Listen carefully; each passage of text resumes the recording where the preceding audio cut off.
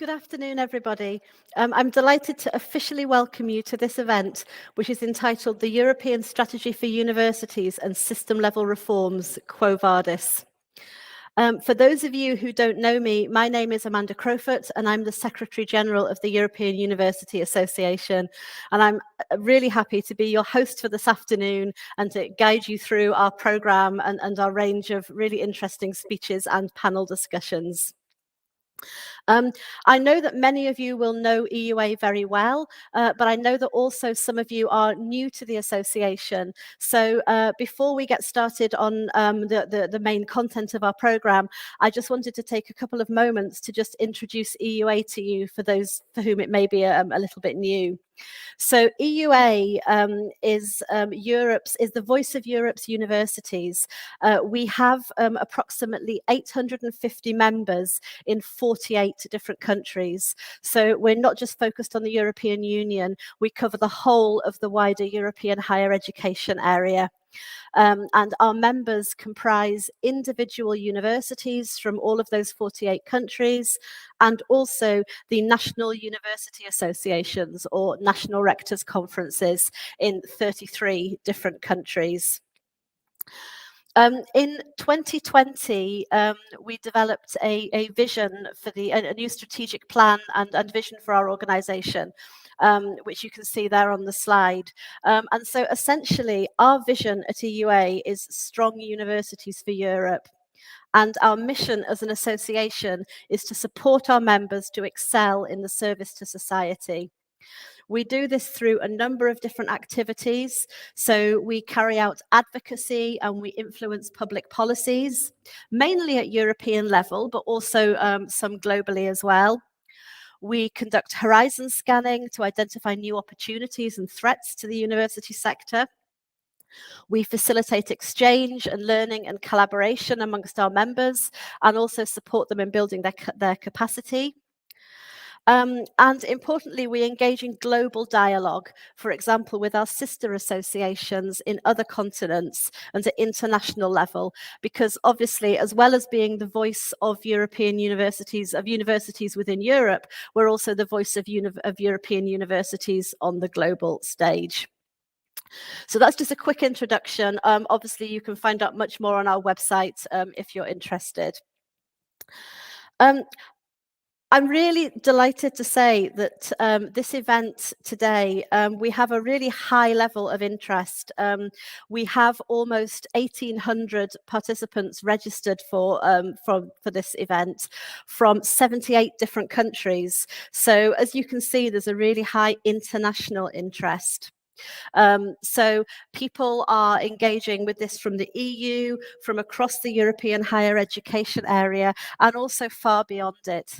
And I think this shows really nicely that the university community is a global one, and that collaboration in higher education and in research goes far beyond political and cultural borders.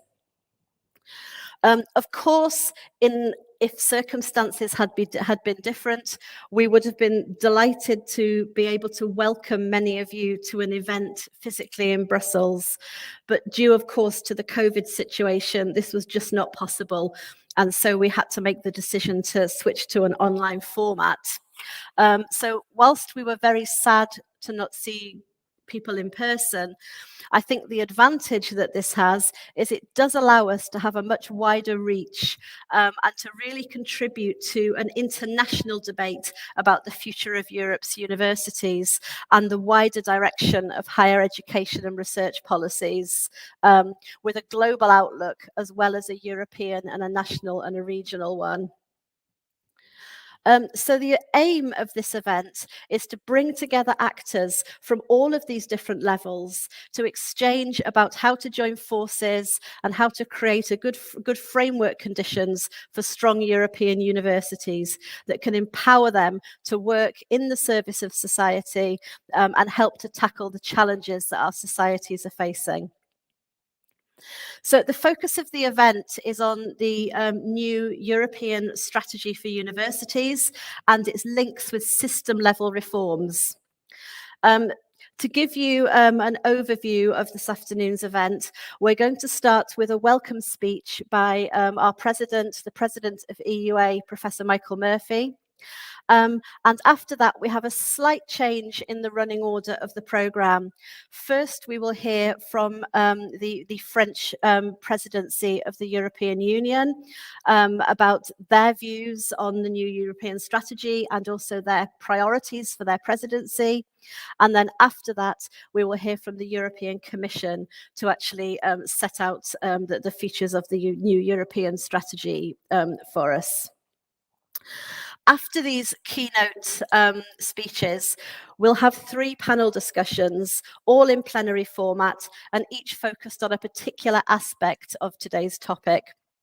So firstly, we'll debate synergies between the different university missions, why they're important, and what can be done to foster them through policy coordination. After that, we'll discuss the role of national recovery and resilience plans for university reform. And then our final panel today will look at the future of transnational university collaboration in Europe and how we can overcome the remaining barriers to really make this work.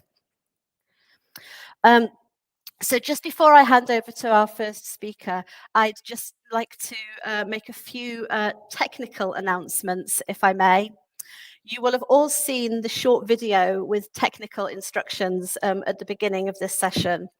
I just wanted to repeat that you're very welcome and indeed strongly encouraged to ask questions during the panel discussions later using the Q&A function in the platform. As well as posing your own questions, you can also vote for a question that somebody else has put forward so that we can see which questions are the most interesting to the audience and make sure the moderator can pick up on those ones. So the moderators in each session can pick the most relevant questions and facilitate our debate. I should stress this is only for the panel discussions. For our opening session, unfortunately, we will not be able to have any questions due to time, but we should have ample discussion opportunities in the later sessions. I'd also like to say that the event will be recorded and is also being live streamed for social media. If you are following via social media, you're of course really welcome to post and to tweet and also to ask questions through the social media, and we'll feed these back to the moderators for the discussion so everybody can get involved whatever format you're watching us in. So I think that's enough of listening to me, and without further ado, I'm going to hand over to our first speaker, who is the president of EUA, Michael Murphy, who will give us a first insight into the event. Thanks, Michael. Thank you very much, Amanda. Good afternoon, ladies and gentlemen, dear EUA members and representatives from the European institutions, from national ministries, regional representations, and many stakeholder organizations working in research and higher education. You're very welcome. A very special welcome to our keynote speakers, Madame Pauline Rouch, who is head of cabinet of Mariya Gabriel at the European Commission, and to Ms. Aline Humbert, who is a counsellor for higher education at the French permanent representation to the EU. It's a pleasure to welcome all of you just 1 week after the launch of the European Strategy for Universities by the Commission. And it's also 1 year, almost to the day, since EUA launched Universities Without Walls, which is the sector's own vision for 2030 and beyond. To begin with, I celebrate the positive vision for open, engaged, autonomous universities, grounded, of course, in academic values, and ready to tackle societal challenges in the years ahead. All of this is common to both documents. And I think taken together, they do advance the concept of a European university system, which inspired the Bologna Agreement almost or more than 2 decades ago. Now, of course, last year we were already discussing the post-pandemic era, and we're here once again online, unfortunately, but I'm glad that this hasn't curbed your enthusiasm and that so many of you have joined us. As Amanda said, almost 1,800 registered for this event, all here to explore the future of Europe's universities and how universities and power holders and stakeholders at European level, national and regional levels, how we can all work together to create the conditions that we need as universities if we're to thrive and to make our contribution to society. Universities are both subject to and actors of change. And of course, this has never been clearer than during the pandemic, when our institutions transformed overnight at a pace that nobody could have imagined. And there is enormous innovation in every institution, particularly in learning and teaching, with digital and blended formats, synchronous and asynchronous, and that transition was truly remarkable. Of course, it did also show us the limits of online learning and gave us a better understanding of how we must mix and match different tools for different types of learning and different types of learners. And there was huge innovation in research, spawning COVID vaccines in collaboration with industry, generating the data and the evidence that underpinned public health and economic policies. But innovation within universities doesn't happen in isolation. And as we saw in the pandemic, we need collaborative support from many stakeholders. And in the coming years, through all our missions, education, research, innovation, and culture, we hold the keys to tackling the big challenges, but we cannot do this alone.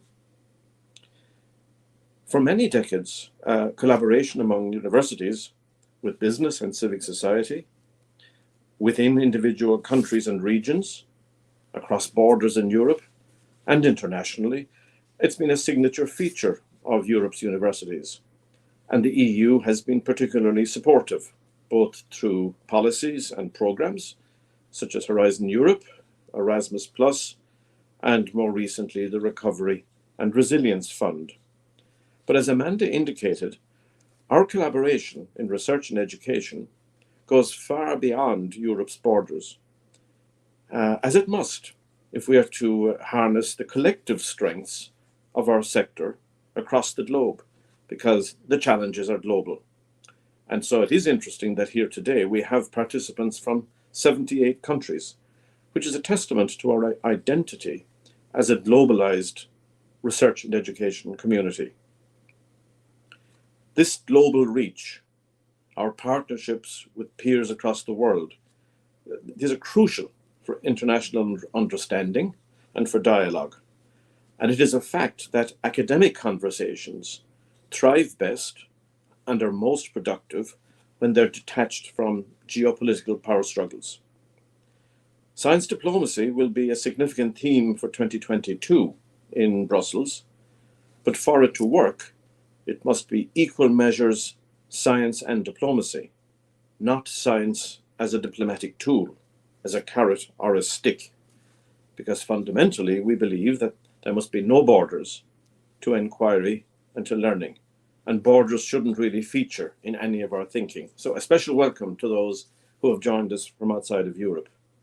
But back here, where we still combat unnecessary barriers to collaboration, mainly due to diverging national and regional regulations, varying degrees of university autonomy, and uneven levels of public investment across the continent.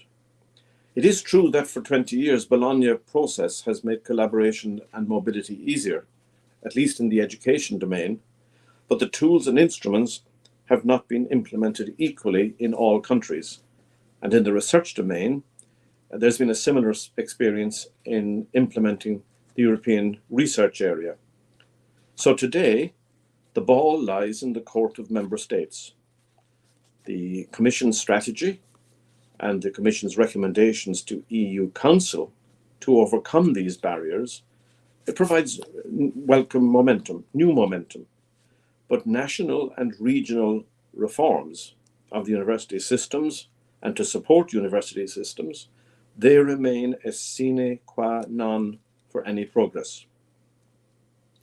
We have a stated ambition as Europe to sit at the global top table in education, research, and innovation in the decades ahead. And we have mentioned US, China, and others being at that table. I think we must remember that as the strategy embarks now on its next phase, consideration by the member states, we appeal to our political leaders to reflect on why the others sit at the table.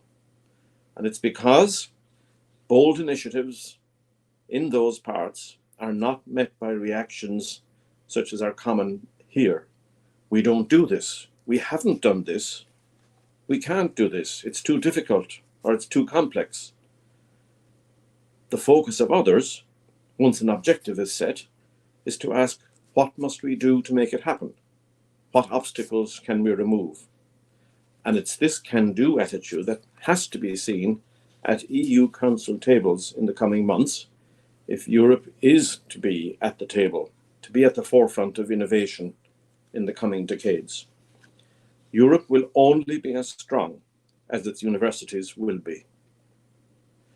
In a few moments, Pauline Rouch will describe the new tools for collaboration which have been set out, which of course must yet prove fitness for purpose, and they must be refined with stakeholders and with member states. But we must say here that the EUA values highly the good exchanges we've had with the Commission in its preparation of strategy, and we look forward to partnering with the Commission to advance implementation.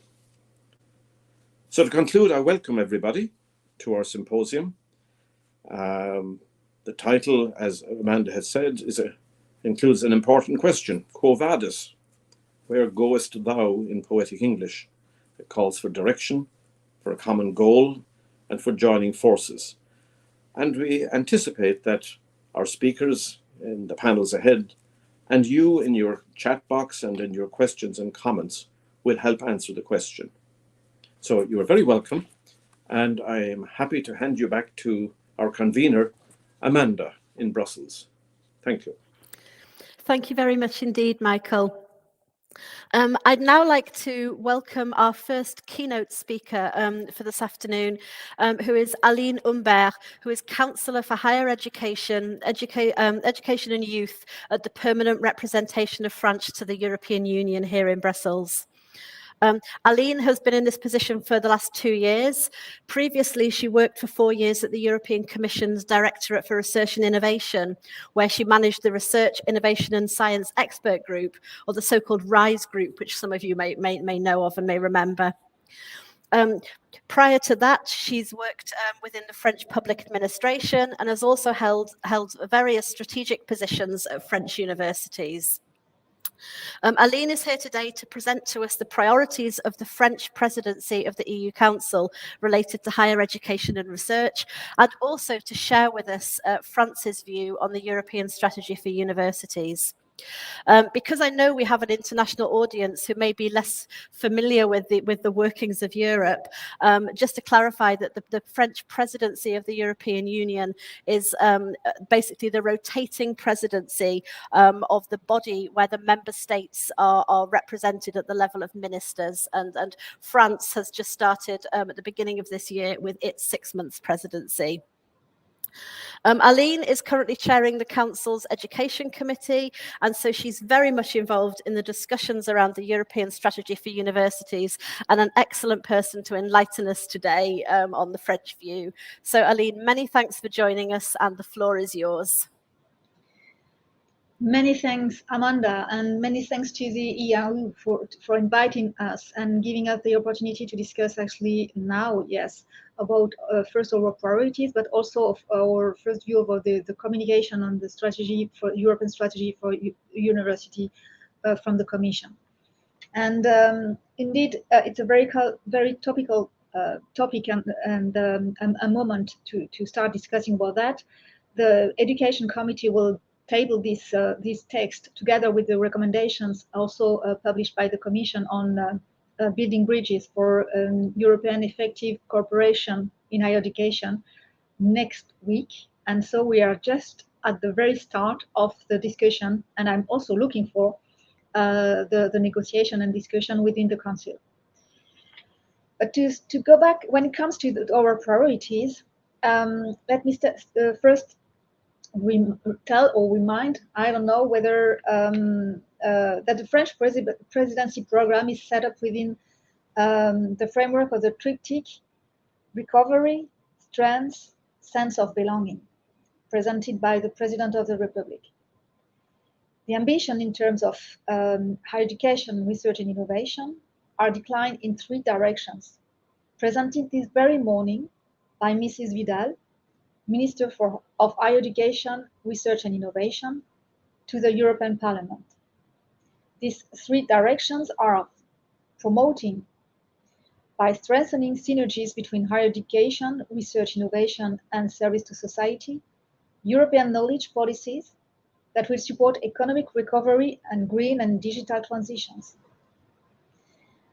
Affirm the international dimension of these policies in order to contribute to the deployment of European power in the world and to strengthen the attractiveness of Europe for teachers, researchers, and students. And third, deepen the feeling of belonging to Europe. Universities have a major role to play in transmitting the European way of life by removing obstacles to European mobility. These 3 objectives go through the achievement of the highest level of quality in its university, which should impose themselves internationally with the values of freedom and democracy, equality and solidarity, which form our DNA. In a few words, excellent in the service of citizens. To enable Europe to respond to the current challenges that question its place in the world, it's important to provide our universities with a framework conducive to that transformation, in particular by deploying the European Universities Initiative. Because strengthening the seats, the places where, with a view to attractiveness, is not enough. We must think of Europe as an ecosystem.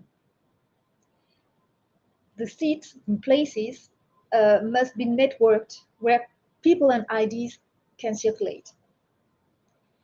European universities are, as such, an essential building block of European construction. At the initiative of France, they are now creating the feeling of belonging that Europe needs. Each alliance combines the attractiveness and excellence of its members with inclusive mobility. It's therefore necessary to secure these networks by perpetuating and deepening the alliances. European universities are also testbeds for the university of the future through new systems and innovative practices. To meet international standards, it's necessary to harmonize the recruitment of teachers and researchers, integrating the attractiveness of careers. The development of European campuses will promote the circulation of students and teachers within the alliances. Hybrid courses will contribute to the attractiveness of our higher education. The French presidency wishes to rely on alliances of European universities to strengthen and facilitate cooperation between all higher education establishments in Europe. This will involve facilitating the delivery of European diplomas, pooling the recruitment of researchers and professors, and or creating common structures for training and research. In this perspective, and in accordance and based on the communication of the strategy, the European strategy for universities, we will submit to the Council conclusions relating to a European strategy in favor of universities, which aims to give them the means to respond to the challenges of international competition, the green and digital recovery, the affirmation of European values, and the fact to strengthen the European dimension of higher education. In parallel with this strategy and with these conclusions, The French presidency will also conduct work on the recommendation for effective transnational cooperation between higher education establishments in Europe, which aims to give it a concrete footing. These two texts aim at establishing means and a framework for cooperation between institutions. Also aim at identifying the obstacles to be overcome in order to strengthen synergies and perpetuate European university alliances based on structural support. In the same spirit, we will also strive to advance work on the draft recommendation dedicated to environmental sustainability and on micro-credentials. In order to ensure convergence of views on the European strategy for universities and synergies between higher education and research, we organized an informal ministerial meeting on the 25th of January, just 2 days ago, between the European ministers in charge of higher education and in charge of research. It paved the way for dialogue with stakeholders in higher education, including European universities, of course, to encourage their commitment to its dynamic. In this very perspective, we also organized yesterday the first Forum of University for the Future of Europe, which made it possible to make an initial assessment of the pilot phase of the 41 European universities and to bring out new orientations for designing the university of the future. This forum will feed our next discussions on the effective implementation of the strategy. We hope that this kind of forum will regularly support the dialogue between all players in Europe, in the European higher education era, and in, of course, research era, with the member states and the Commission on the objectives to be set and the next steps to be taken. I will stop there in precising a bit our priorities, but let me just conclude that we're very happy to have this opportunity and to present not only our priorities, but the way we want to work together towards our common goals. Thank you very much. Thank you very much indeed, Aline. That was really helpful, very interesting. And so thank you very much for taking the time. I know how busy you must be with the French presidency. EUA was very pleased to take part in the conference on the future of universities in the last 2 days, and we really look forward to what else you have coming for the next 5 or 6 months, and wish you very well with the rest of the presidency. So thank you very much. It appears our next speaker, Pauline Rouch, is not quite with us yet.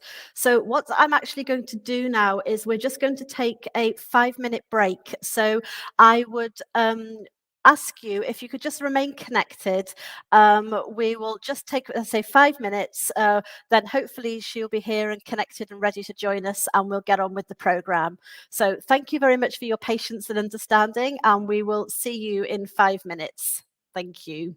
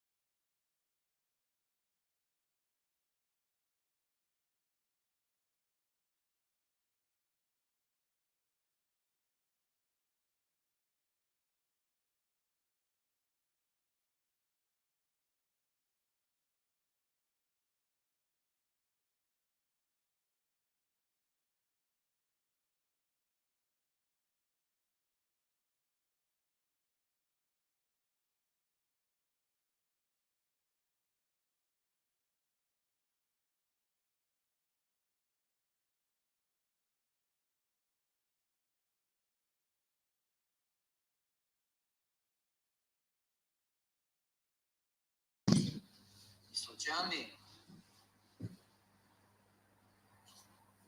Анди, имаш ли правата?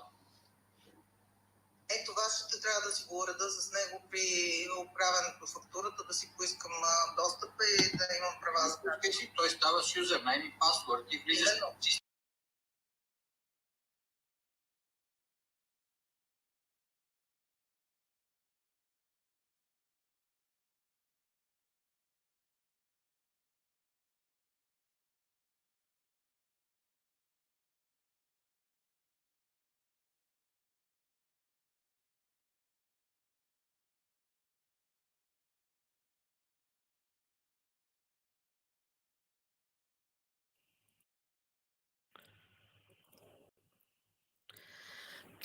Okay, hello again, everybody. We shall make a start again, and I'd like to thank you all again for your patience. I'm sure you'll agree that it's worth the wait to be able to hear directly from the European Commission about the new European strategy. So now we're able to move on. So I would like to very much welcome from the European Commission, Pauline Rouch, who is the head of cabinet of Mariya Gabriel, the European Commissioner for Innovation, Research, Culture, Education and Youth. Pauline is French. She's had a long-standing career in the European Commission, which she first joined in 2005. And since 2010, she has served in the cabinets of several commissioners. Her experiences in the Commission, including working for 3 years with the European Commission President Jean-Claude Juncker, and also serving in 2019 in the transition team of Ursula von der Leyen before Ursula von der Leyen was elected to the Commission President. Since October 2021, Pauline has been head of Mariya Gabriel's cabinet and has been very closely involved, as you can imagine, in the development of the European strategy for universities that we'll be hearing about now. So, Ms. Rouch, thank you very much for joining us here today and presenting us the key findings of this new strategy. And we look forward to hearing what you have to say, and the floor is yours.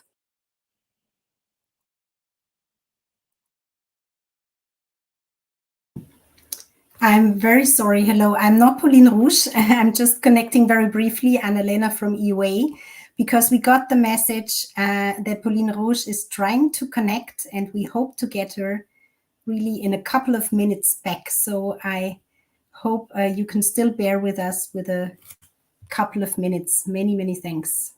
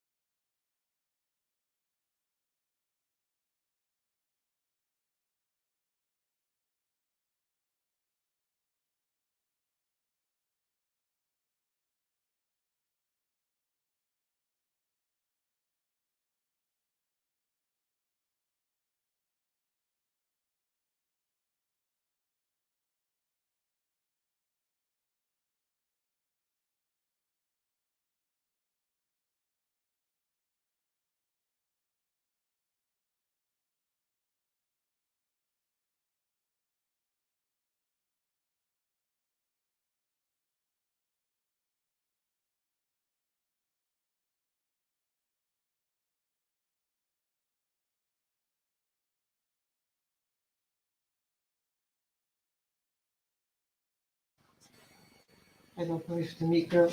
Moi, j'entends rien. Hello. Hello, good afternoon. Thank you so much for joining us. I've already done your introduction, which you obviously have missed. So I'm going to, in order to save time, just go straight on and give you the floor to speak to us, if I may. So please go ahead. Many thanks. Well, I cannot resist starting by saying 2 years ago when you were late in a meeting, it was either because of the traffic or because you couldn't find a place to park or the metro was late. But these days it's technical problem. It's a bit boring, I feel, and a bit repetitive. Sorry about that, and thank you for staying there to listen to me. It's really an honor to address your conference today. An honor to be the one, and a pressure as well to be the one opening it, and really an honor to address the entire community. I'm there to present you the university strategy that the College of Commissioners adopted on the 18th of January. I know you've seen it already, you discussed it, but the first thing I wanted to say was to say thank you, because it was thanks to the long and permanent talks, discussions, consultation we had with the entire community, higher education community, research community, the member states, the institutions, and thanks to these consultations that we could have a rich input on which we were able to base our contribution for the Commission that we exposed on the 18th of January. And thanks to your rich input, we see as well that the strategy, and we are very pleased to see that the strategy so far was quite well received by the communities it is addressed to. So it's really a win-win moment. Thanks as well to this common constant exchanges and this rich input, I think I can say that we share a common vision on universities, and I think this vision is to say Europe needs universities, but universities needs Europe, and this is where I would like to expand a bit. We know we face challenges as a society that are really deep, that are really disturbing. And we believe that universities are part of the solutions for our societies to address the common challenges, the current challenges, and to anticipate the challenges of tomorrow's. And thanks to universities, their action to train young people, adults, we would be able to relaunch the economy, to face the challenges of the twin green and digital transition, and to anticipate what is coming next in the next decade. Universities in Europe is 5,000 high educations, 17.5 million students, 1.35 million researchers. It's a huge, huge, huge community, a rich community on which we can rely for today's and tomorrow's challenges. With our strategy, we have put forward 4 objectives. I will start by presenting them with the actions going together, and then to present, to finish the tools that we are equipping ourselves with. The first objective is to strengthen the European dimension of universities. And this goes through 4 actions that we are presenting in the strategy. The first action is to have higher number of universities alliances within 2 years. Today we have 41 alliances, and we would like to see within 2 years the number of those alliances coming up to 60 alliances. That would represent 500 institutions and would allow a wider and a bigger impact of the European university alliances. For this, we have a budget within Erasmus, which is quite substantial. And for the entire period of this financing period, it is amounting to a bit more than 1 billion euros. The second tool that we have to strengthen the European dimensions of universities is to work towards giving a legal statute to those European university alliances.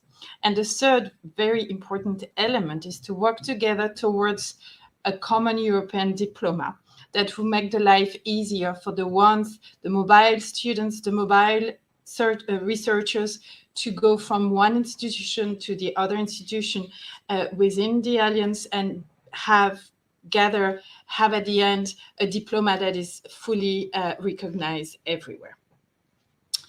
The second objective that we put forward with our communication is the fact that we know that universities are the lighthouse of our European way of life. And we know how important they are in embodying values that are European values, such as diversity, inclusion, equality. And there we are underlining this because we think it's always very important to remind the values on which we are built and the values on which European universities are working. And just as well to say that it's a way of showing that we attach great importance to those values, to the independence of thought, to the academic independence, and that it's something that we cherish and want to protect. The third objective that I wanted to quickly touch upon is something that is linked obviously to our vision. It's the role of universities in the green and digital transitions. And there, what we are proposing as a way to be active players in this transition is to work even more closer with the business sectors, the industries, to develop the curricula that would give the competencies we need to students and researchers in strategic areas, strategic sectors. We can think of HPC, cybersecurity, artificial intelligence, but where those competencies need to be developed in our higher education institutions in Europe to equip our workforce with the competencies it needs. This goes as well with as a project with the intention to have a higher number of trainees using Erasmus programs and to be mobile and do internships abroad in startups and in enterprises, to bring the two worlds closer so that they benefit from each other. The fourth objective is to strengthen the role of university outside the EU on the global scene. And there what we are proposing is something that has worked quite well in other fields. It's really what we call a Team Europe approach, which means a joint effort of both EU institutions and member states to promote the systems, the values, the way our higher education institutions work and what they do, what they present, to present them to the world. To finish on this, what is important, we have set together a vision, we are setting ourselves objectives, we are proposing tools to implement those objectives. And this is what we have done in a recommendation that is addressed to member states that is about transnational cooperation and is a way of operationalizing the flagship initiatives that I presented so far. The second thing that is very important is obviously investments. Investments in higher education, in education is essential, critical, if we want to sustain and attain our common objectives. On that, we know in the current financial period, we have a number of tools, European, national, regional tools that can be combined and can have a substantial can bring a substantial investment to higher education, which is essential. I don't know how I am on timing, but what I wanted to do to conclude is to come back to the beginning of this short presentation, which was at the beginning, I was thanking you for your input. And now in my closing remarks, what I would like to do is to ask for your help and your support in implementing now those actions that we have proposed. Because obviously, there is nothing that can be done without you. We need the communities. We need to together look forward, implement those ideas, those initiatives, and on that, we are by your side and we stand ready to support you. I will stop there. Thank you. Thank you so much, Pauline. We really appreciate you taking the time to speak to us this afternoon. And just on your last point, I'd absolutely like to stress that from the European University Association perspective, we really welcome the impetus brought by this new strategy, and we stand ready to work with the Commission, with the Member States and with all stakeholders in discussing how best it can be implemented. I think it's in all our interests to make this a success, and so we really look forward to collaborating with you in the future on it. Thank you. Very good. Great. Thank you. And have a nice afternoon. Thank you so much. Good questions. We stay in touch. See you soon. Bye-bye. Bye. Bye. So now, in the interests of time and moving on with our programme, I'm going to transition straight to our first panel discussion. And so this first discussion will look at synergies between the different university missions and also the different policy levels.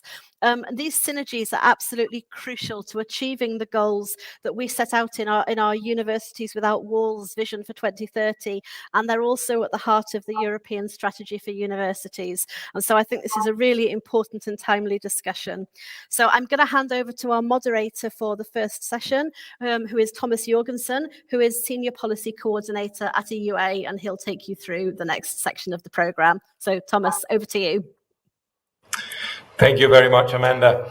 Yes, indeed, we're going to look at a topic that was already touched upon in several of the other presentations, and I think a basic element of any university strategy since the days of Humbert, the synergies between the university missions, questioning how can we maintain, how can we develop the synergies and the links between learning and teaching, research, innovation, culture, so that they all enrich each other within the institution of the university and, of course, with its partners. So we're going to look at this a little bit at the institutional, at the national, at the European level, and we have quite an, I would say, an expert panel, a very, very long time experienced panel in all these discussions about synergies. And if I can just ask my fellow speakers to turn on their cameras, then we can see them as I introduce them. So we can start here. Darinka Vrecko has indeed a very long experience in European higher education policy and experience as a researcher as well, as a sociologist. Been part of the Bologna process since the beginning.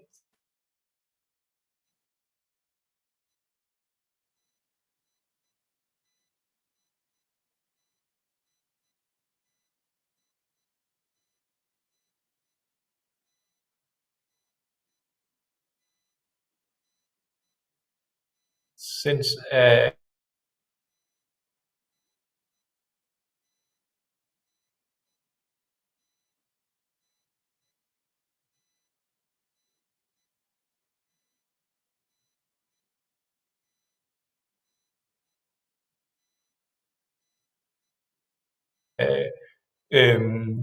in the quite interested to know from the German Research Foundation, been leading the liaison office of German research organizations in Brussels, and is now the Secretary General of the German Rectors Conference. So I think not only did we secure a very experienced speaker in this, but maybe also the apostolic succession back to Humbert and the whole idea of the unity of research and teaching. And last, and not least, it was just because it was the last camera to come on, Marc Vanholsbeeck, which I think embodies in many ways the synergies, having worked in higher education policy, representing Belgium and the Federation of Wallonia-Brussels. in the Bologna process for many years, as well as in the European research area for many years. So somebody who knows the political landscape quite well as being a researcher and a teacher at the Free University in Brussels, the French-speaking one. Marc, you're still dark on my screen, but I hope you come into the light at some point. But in any case, before we open the floor, we should have, I think we were a bit fast on the trigger. We had this poll before, but I would just like to ask the audience about how the synergies look like where they are, particularly what are the obstacles to synergies. So if we can have that poll up, then you can vote for, and the speakers are of course very welcome to vote as well. So where do you mainly see challenges in implementing synergies? Funding, career assessment, quality assurance, or other regulatory barriers? So please go ahead. And while that is running, we will also, while the speakers speak, have the opportunity to ask them questions. So in a moment, I think we will have, if you look at the right side of your screen, you can see that there will be a Q&A, a questions and answer tab opened. And you're very welcome to write any question. As soon as it comes into your head, you can vote for the questions that others have asked. And this way we can see what is relevant for you. So look at the right side when this Q&A tab will open. I think we now have a bit of a stabilized idea about what are the problems, different funding, different programs, academic career assessment. I think those are the high flyers on this. So that's interesting. I would invite the speakers very much to react to that. What kind of the kind of reactions you have to this and how that fits with your experience. But enough of that.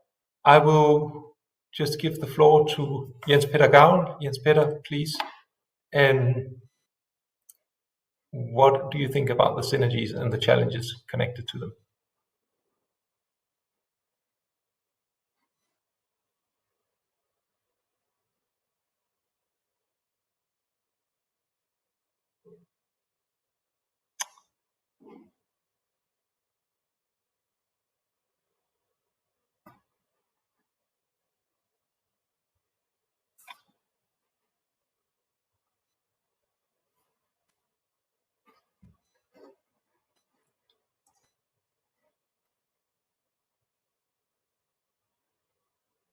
I think, Jens Peter, I think you're frozen. I think that's, yeah. Okay, maybe, sorry about that. Maybe if we can move on to Darinka, and then we see if we can solve that problem with the freezing. Okay, Darinka, please. Thank you for inviting me to this interesting panel. I hope you hear me well. You do? Yes. Okay. So I'm sure that together with Jens Peter and Marc, we will address different the topic from different perspectives. I will approach it from the perspective of policy developments at EU level. And if I would like to share with you the information produced by the Bologna follow-up group, the BFUG Special Task Force on Synergies. So first of all, I'm delighted, of course, to see that higher education has never been so high on the EU agenda as it is right now. And I was very happy to see that in 4 years' time after the French president initiative on European universities, we have had countless events on the future strategy for European universities and the whole higher education sector. These events have been organized by the European Commission, by the member states holding EU presidencies, international actors in the field of higher education institutions themselves, and so on and so on. And all these consultations, I'm happy to see, finally culminated in adoption of a number of important legislative documents, in particular the last package presented this month by the European Commission. And within all these consultations, the issue of synergies between different missions of higher education institutions, especially education and research, is of course a small, but in my mind, a very important piece of the puzzle.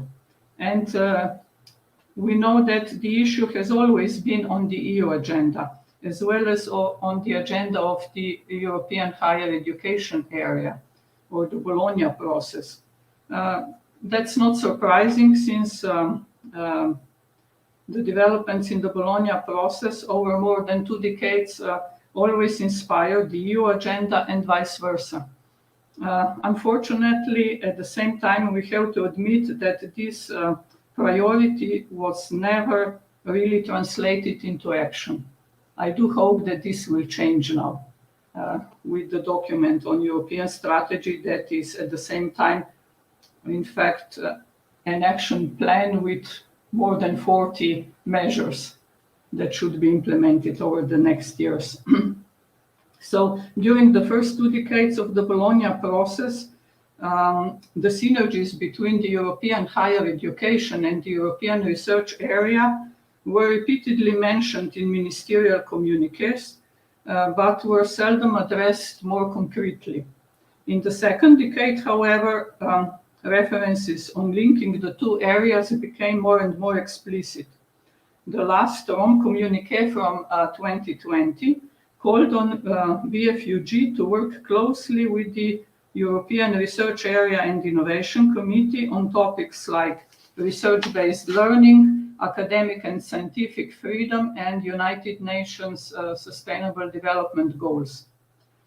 Consequently, in 2021, the Bologna follow-up group set up a special ad hoc task force co-chaired by the European Commission and Slovenia, with mandate to prepare a proposal how to increase synergies between the 3 policy areas, namely the European education, higher education, and research area.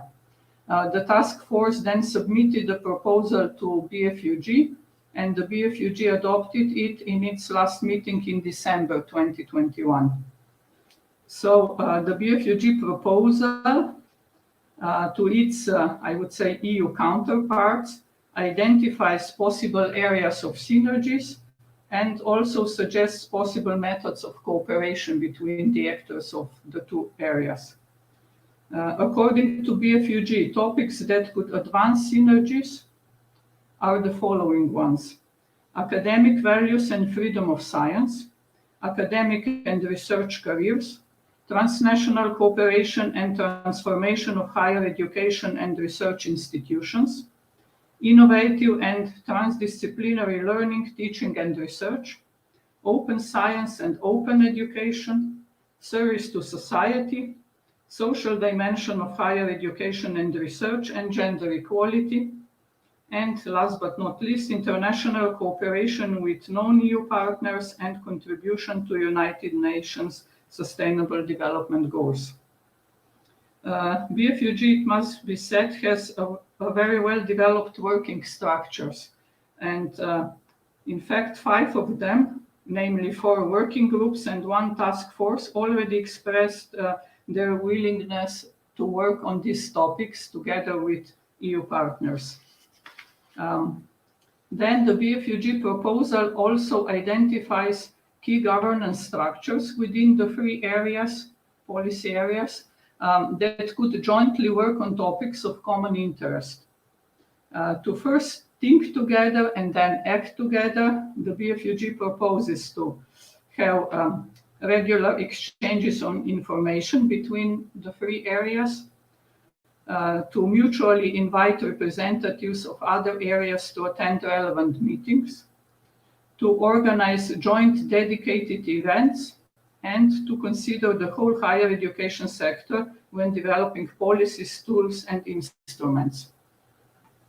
Now, I believe it is up to the governance structures of European research and education area to respond to this proposal and start the cooperation, which shouldn't be too difficult since all the foundations are already there and in relevant EU documents. For example, the Council conclusions on the new European research area identifies institutional transformations, research careers, science education, training, international cooperation, and knowledge circulation as possible fields of a more determined cooperation. Besides, the European Commission also proposed to develop a roadmap of actions for creating synergies between higher education and research. So this is a good start, and I hope that the actors from both European higher education area as well as European Union education and research area will soon join forces in implementing the strategy and the measures presented by the Commission. Thank you. Thank you very much, Darinka. So on that note, I would like to go directly to Marc Vanholsbeeck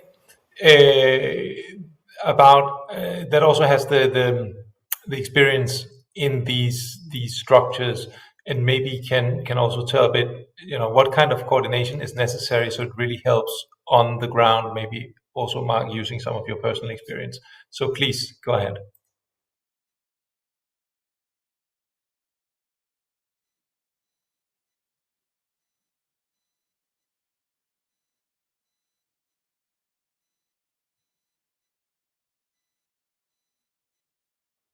Okay, yeah, we seem to not be very lucky on technical issues here, but that will not stop us. Okay, Marc, if you have an issue, then I'll just jump directly to Jens Peter. Is that okay, Jens Peter? Could you come in?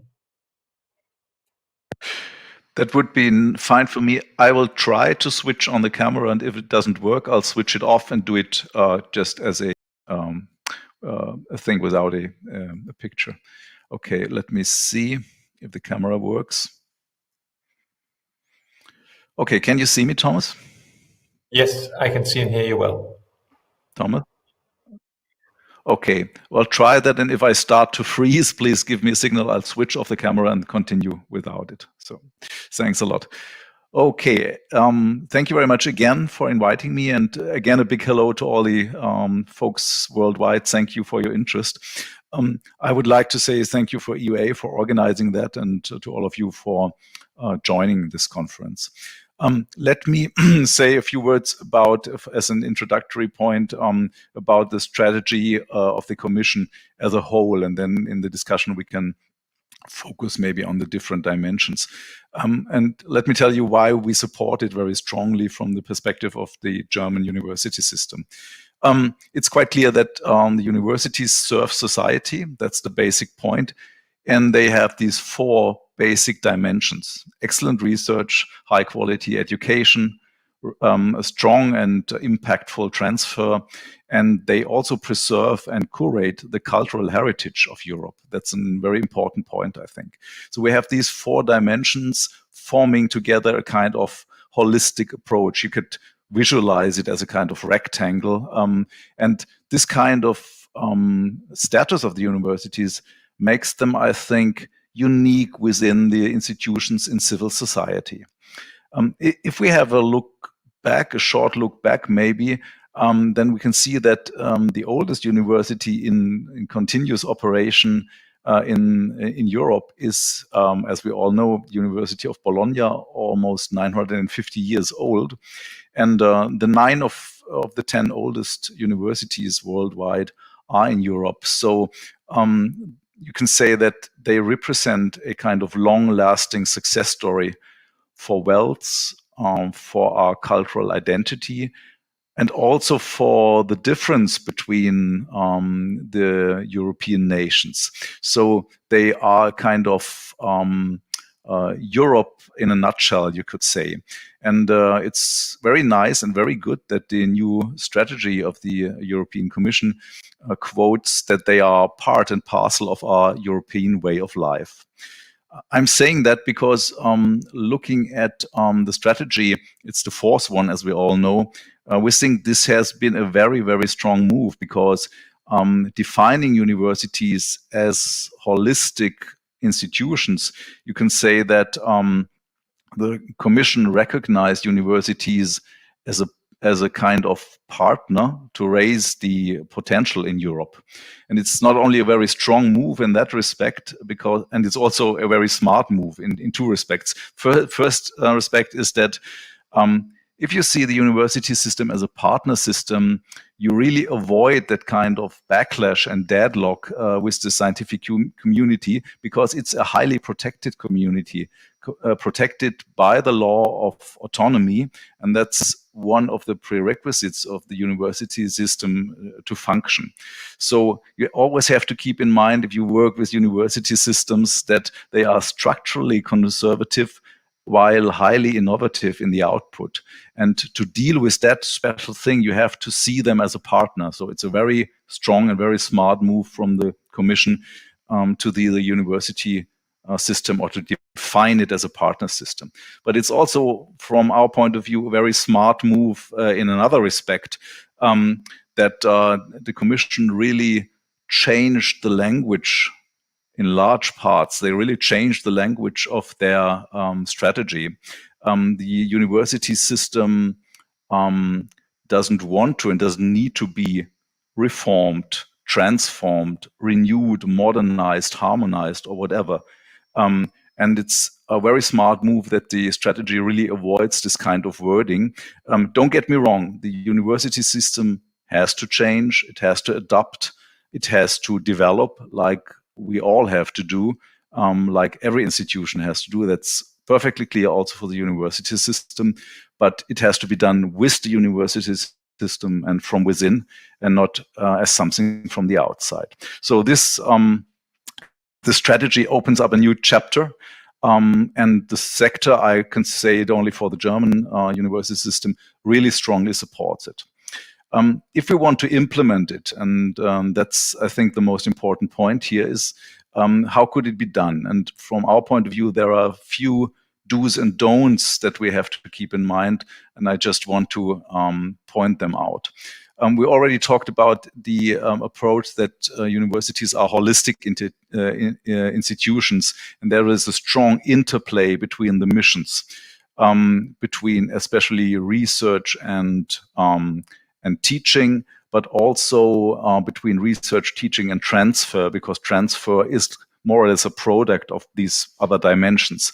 And having said that, it's quite obvious that we need also a holistic approach from the Commission side, also from the directorates involved, to act jointly. That sounds simple, but we all know that is a really challenge. And I'm very, very glad that under the supervision of Commissioner Gabriel, we had strong signals in that respect for the Commission directorates to act jointly.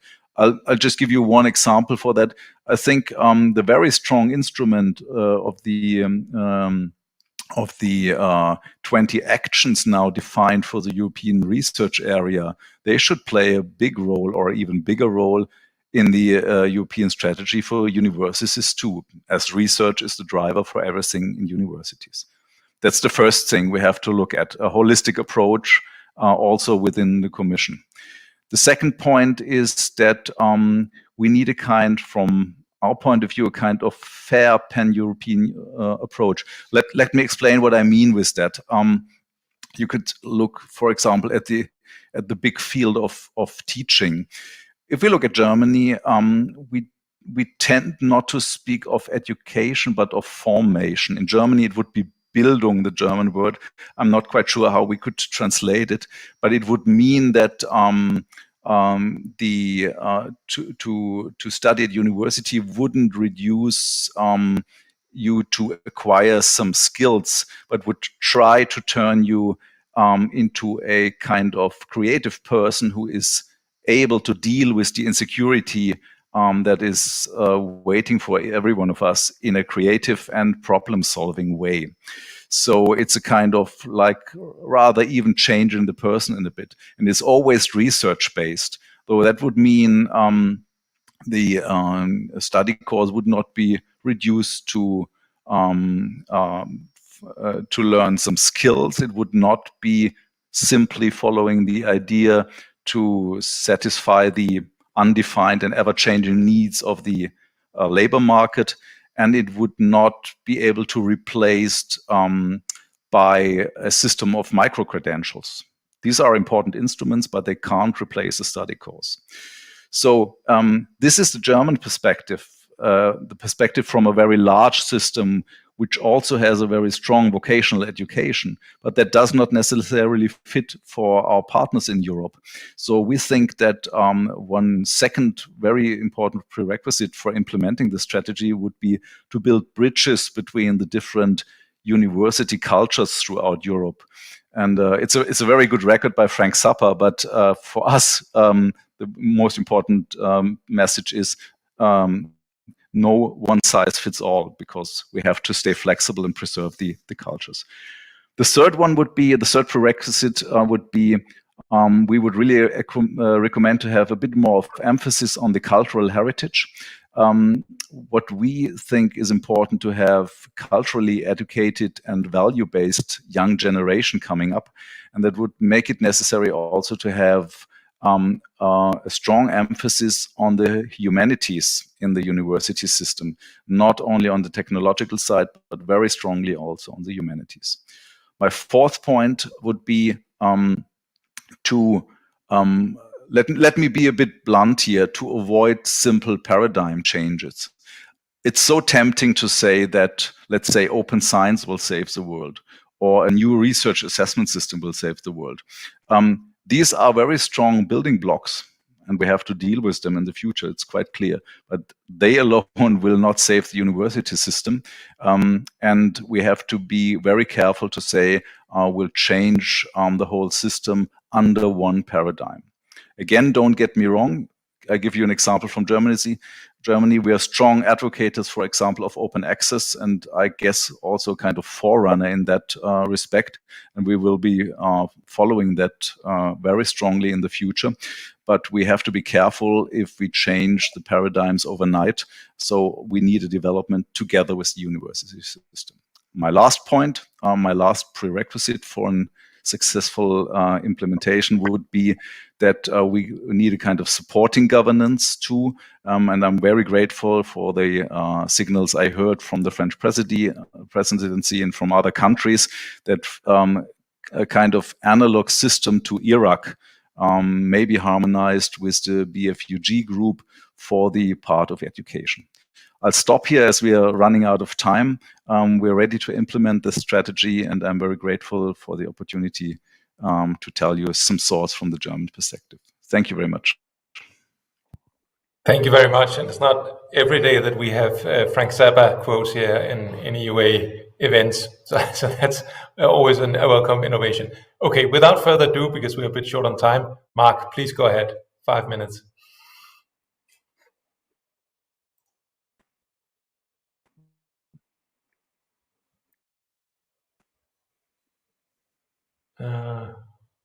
It seems that you're freezing, Marc. Thank you, Thomas. Can you hear me now?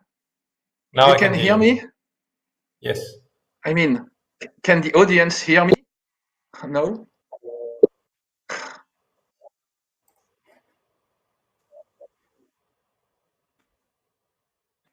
I don't hear any complaints yet. You just go ahead, and if people cannot hear you, please write it in the chat, then we'll see. Yes, we can hear you, it says. Great, go ahead, Marc.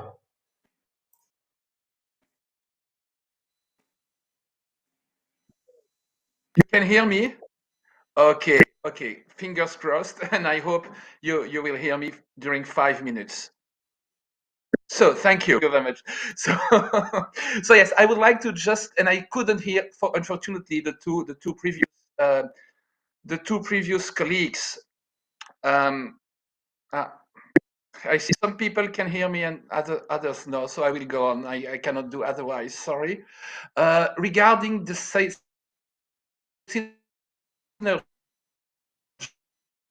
between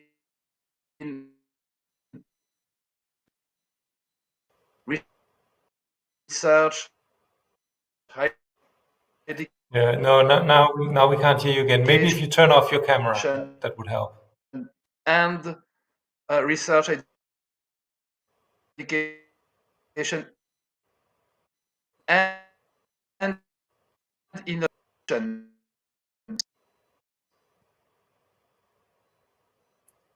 Marc, maybe it's better if you turn your camera off because the sound is in and out. I will try to turn off the camera. I don't have any control on that.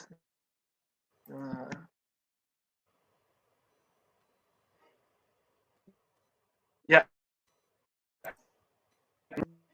Now I've turned off the camera. Can you still hear me? Now we hear you better. Okay, I have turned off the camera. Can you hear it? Can you hear me now? Yes. Now that I switched off the camera, can people in the audience hear me? Yes, it says yes.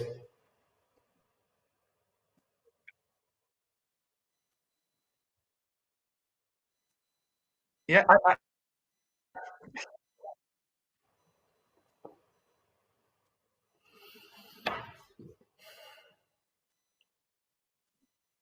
No, now we can't.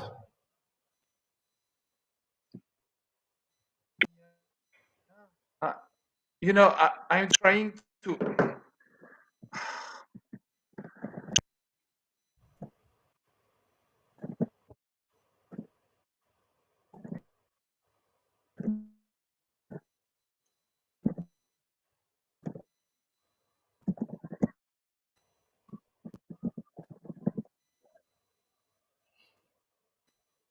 No, I'm sorry. I don't think it works. That's really a pity. That's really a pity because I know you have interesting things to say. But I think in order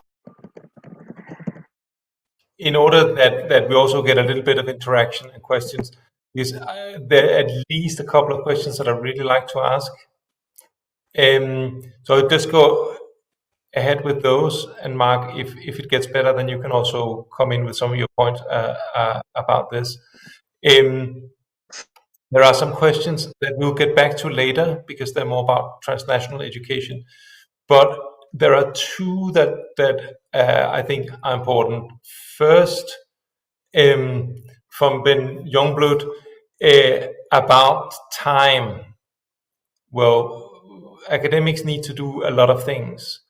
Will synergies mean that you're overloaded with things? How can this be done so that you also have time and room to experiment? Maybe Jens Peter, if you would go on that, and Darinka afterwards, if you want to answer that.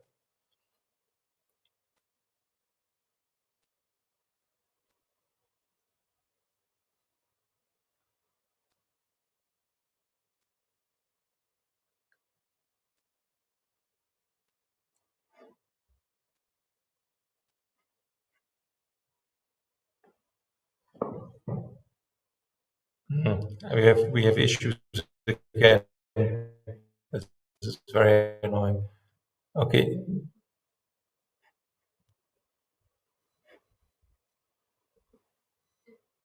Jens Peter, can you try to say something?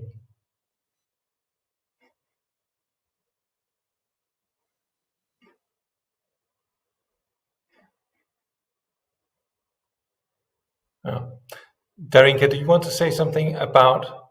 I actually wanted for you to answer another question,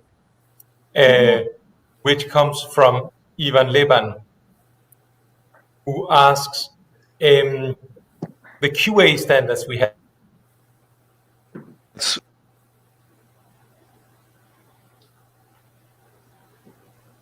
Sorry, Thomas, now I can't hear you. Okay. I don't want to add confusion. I tried something today. else. Can people hear me now? But I mean, it's probably I too will late. try again.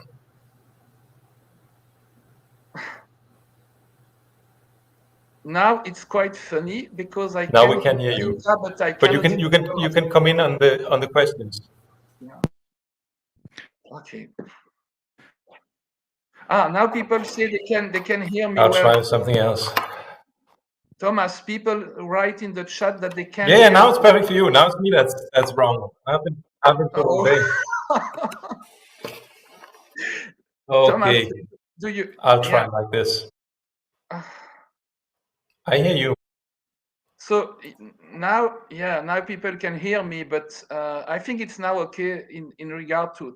I used the only browser that was not recommended. I mean, this is the only one which seems to work, so it's quite strange. Yeah, I think we need to work on the digital transition. But so, Marc, a simple question with probably a difficult answer. QA procedures, European standards and guidelines do not concern research, but research and education are supposed to be inseparable. Is there an issue with the way that assessment is done on 2 tracks?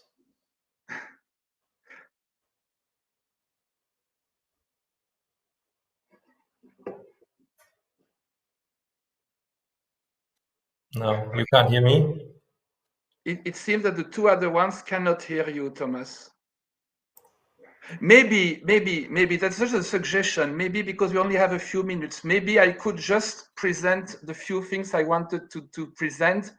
And I think, we will organize another meeting to have the interaction. So it seems now that it's fine. I see Therese writing in chat that she can hear me. So I will go on very shortly. So I wanted to come back on this issue of, synergy between education, research, and innovation. From my double perspective of working in the policy making, but also in the academic world and teaching and doing a little bit, only a little bit, unfortunately, in those days of research.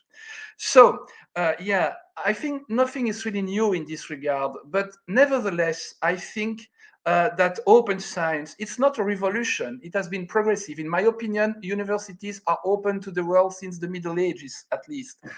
But open science provides new opportunities of cross-fertilization between teaching, research, and innovation, in the broadest meaning of the term. Economic innovation, technological innovation, social innovation. And I would like to provide you with a very concrete example, which I like very much from the Fédération Wallonie-Brussels and from our researchers. We are, and I think it's important that at the policy making and administrative level, government level, we provide structural funding and an enabling context, an enabling framework. And we, for example, we fund ES Survey, which is a big European infrastructure in social science in Europe. And through the results from ES Survey, 5 years ago, 2 researchers from the University of Liège, Lafleur and Marc, wrote a book for the broader audience about the migration phenomenon, trying to show what are the misperceptions of the Belgians about the migration in Belgium, using scientific results from ES Survey. And because we are funding and supporting very much green open access and repositories, they could not only publish the book in a traditional way through the bookshops, but also deposit the book directly in the repository of their university. And it's absolutely fascinating because this book has received more than 16,000 downloads. I just checked before the meeting today, more than 16,000 downloads for 600 books that have been sold to the traditional bookshops. So this is really fascinating, the societal impact that open science allows the societal potential innovation in regard to this societal challenge of migration that we could reach because of the book and because of open access repositories. And finally, I would like to add that this book has also been used in schools for, you know, for providing teaching material, free teaching material in the debates with students and with pupils about migration. It has also been used in public debates, in the media. So I don't think that open science is a revolution, but I think that open science puts innovation, research, and teaching in a new context, in a new framework. And in regard to the governments, it is our task to provide an enabling framework in this regard, structural funding, and to provide the adequate rewards. That's the whole issue of research assessment, academic, more broadly, academic assessments. So yeah, I think in a few words, this is what I wanted or wished to say. And I really hoped that people could hear me. I'm not sure, but I hope. So yeah, those were my 5 minutes. Okay, I hope people can hear me now with the headset on. Yes, that's Marc. Okay, I'm terribly sorry that many of you have had to witness what looks like a technical test, but I think we got some good points out of it. I think it is a very broad topic. It is a very that reaches to the heart of who we are. But I would just, before going on to the next, because we're already over time, try to summarize it, that we have, as it was in the chat and as it was also said by others, we want this. Everybody agrees that this is necessary, and you try on the governance level to make the different parts, the education area, the higher education area, the research area, talk together. You have issues on the ground, as came up in the chat, with structures. But you also need that, as I think Jens Peter Gaul very much hinted at, that there's no one trick that will make things perfect. It's really there's a holistic approach needed to that. So this will be interesting to follow. And it's of course always interesting to do once you're on the ground. So again, apologies for the technical problems. And many thanks for me. I will hand over to the next panel. Thank you very much. Thank you very much, Thomas, and thanks to all the speakers, and apologies to everybody again for the technical problems. We're actually going to take a break now, a coffee break before our next session. So we will come back at 3:45, so that's in about 10 or 12 minutes. And then our next session will focus on fostering recovery and resilience and the role of national plans in university system reforms. And hopefully we will manage that with a few less technical problems than the last panel. So grab a coffee, stretch your legs, and we'll see you in 10 or so minutes. Thank you.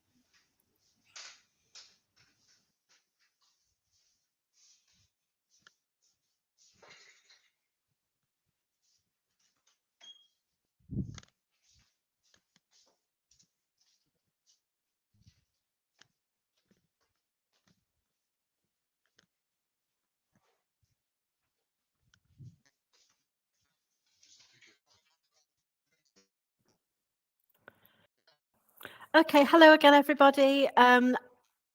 It's time to start now our next session, which, as I said before, is on fostering recovery and resilience and the role of national plans in university reforms. And this session is going to be moderated by my colleague, Thomas Esterman. Thomas is Director of our Governance, Autonomy and Funding Unit of EUA. So I will leave you with Thomas for this session. Thomas, please go ahead.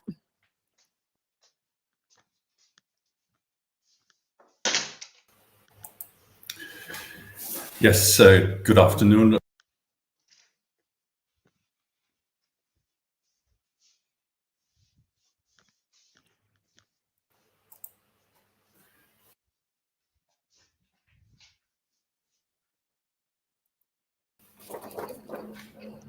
So I hope the mute button does not switch it on itself as it does, which seems to be a connection with the previous panels. I think it works now. Good afternoon from my side.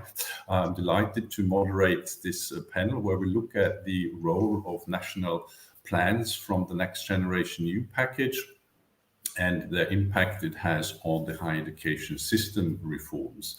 I'm delighted that we have 3 panelists, so I would also like to ask Karina maybe to switch on her video to see also if it works, and I will ask you then to unmute when you speak. Before I introduce our panelists, a couple of words on the funding package that is provided through the Next Generation EU program. It's the largest one, additional funding to the multi-annual financial framework at European level, up to 750 billion will be delivered in grants and loans to help member states in the recovery after the corona pandemic.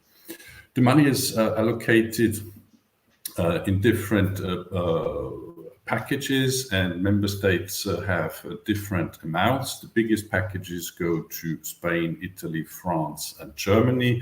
Italy is also one example that takes loans. Most of the national plans for the moment have grants. The measures are also linked to policy priorities, in particular to the green and digital transition. You also see that the plans must allocate 37% to climate targets and 20% to digital measures. At EUA, we have looked at more than 20 of those national plans over the summer. And we looked at what universities can actually benefit from these funding and also how they can contribute to the big transition and challenges and the solution of those challenges. So if you want more details, I really recommend you to look at that briefing that you will also find in the resources page, but also on our website. What we can see is that universities receive investments in all areas, so in the learning and teaching mission, in the research and innovation mission, but also for infrastructure investments, both in physical as well as in virtual. The way they receive the funding is quite diverse. They can be direct beneficiaries or indirect through the whole higher education sector. They can be beneficiaries together with other research and innovation actors, or transversally as a whole of the public sector, very often the case for infrastructure investment, or through knock-on effects. But the money is only one part of those reforms, of those plans. The reforms play a very important part, and this is what we're going to look at, particularly at this panel. In our analysis, we find roughly 4 broad areas of reforms. So it could cover regulatory, advisory, and funding bodies, like in Romania or Luxembourg. It could include regulatory framework reforms, like in Bulgaria. It could cover funding models. This is the case in Latvia or Croatia. Or it could include consolidation or concentration measures, like in Slovakia or Bulgaria. So these plans provide new opportunities, but also add another element to the complexity of the funding models, to the funding landscape. So this is something that we will particularly want to address in this session, is the question of implementation and alignment and synergies with national and other European instruments. Let me introduce now our three panelists that will explore their approaches to the national plans from the government perspective, from the sector perspective, and also from the institutional perspective. And our three panelists are, I hope that Karina Andreyeva will also join us. We'll be able to connect, but I introduce her nevertheless at the beginning. She's Deputy Minister of Innovation and Growth since last December 21. Before that, she has various responsibilities in the Ministry of Education. She's been in Brussels at the permanent representation, and she coordinated the preparation of the new programs as well as the national plans. And her scientific background is in European integration and contemporary history. Our second panelist, which you can already see on the screen, Professor Josep Maria Gabriel. He is director of the University Ramon Llull in Barcelona in Spain. He's also vice president of CRUE, the National Spanish Rectors Conference, and he's a EUA board member. His scientific background is computer and electronic engineering. And I'm happy to see Karina also on the screen. So we have a complete panel. The last one to introduce, Professor Maurizio Tira, is director of the University of Brescia in Italy. He is a member of the board of the Italian National Rectors Conference, and is also the international delegate for international affairs. And his scientific background is in environmental engineering, and he has been engaged in many national and European research projects, which also is obviously very helpful for these discussions. So I would like to invite our panelists now to first share with us three key elements of the university system reform that is included in their national plan. So, Karina, if I could start with you, and also, in addition to the three key elements, could you also explain where the inspiration came from for these reforms? Was the the Recovery and Resilience Facility, as it's called, an inspiration or a driving factor in this? Thank you, Thomas. Thanks, UA, for this invitation. I'm very happy to be in this wonderful panel and to share with all the stakeholders, but also other interested colleagues that today join our experience in Bulgaria. Recovery and Resilience Instrument gave us the possibility to think really smart and quick this time, because the instrument itself is an instrument that is providing a lot of investments, expects a huge reform, but anyhow, you should spend quickly. So, believe it or not, but we were able to persuade the Ministry of Finance that it's worth to invest in universities. And finally, to realize what we are talking from years concerning higher education, the links with research, and even more important, the links with innovation. Because we are talking from 20 years about the knowledge triangle and the role of universities for smart growth of the regions, but without investments and without equipping the universities to work and to understand how they can be impactful on the economy side, it wouldn't happen. So, yes, we receive support. And it's not an invention from yesterday to tomorrow. We use an experience what we already have worked totally on European level and the strategy for the European alliances, but also we use the policy support facility, Basically, this was reviewed in 2017-2018, which provide us with recommendation that we need quite bold reform, and we can't deliver what society expects with 40 universities. Therefore, we must invest in the so-called research universities. Of course, we need also universities for training, for skilling, so one can't shut down higher education institutes from today to tomorrow, because some of them has an extremely important social role for some of the regions. But still, we need to prioritize and to support universities to do research and innovation.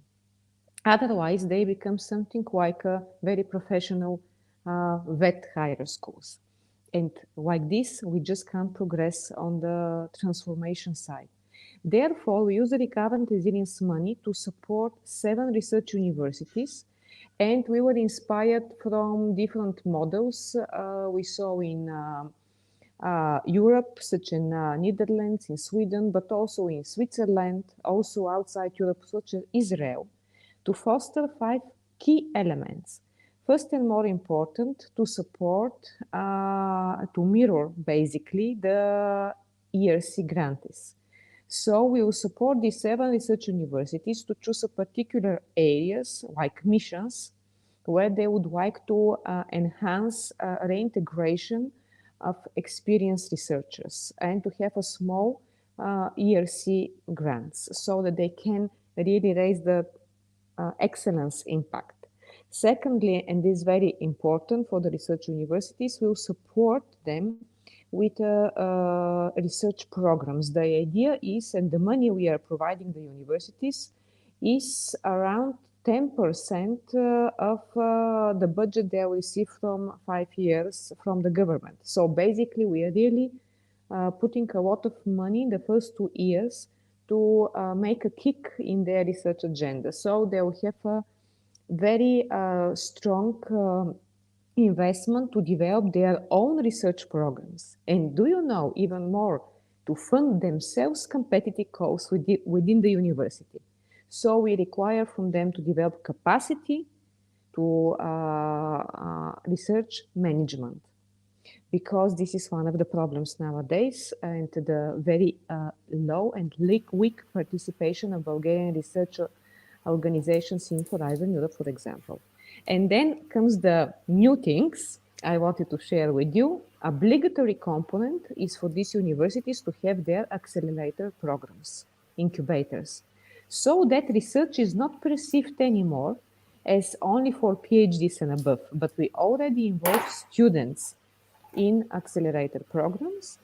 4th pillar will be industry academia collaboration projects, so that we will invest money in contracted research projects.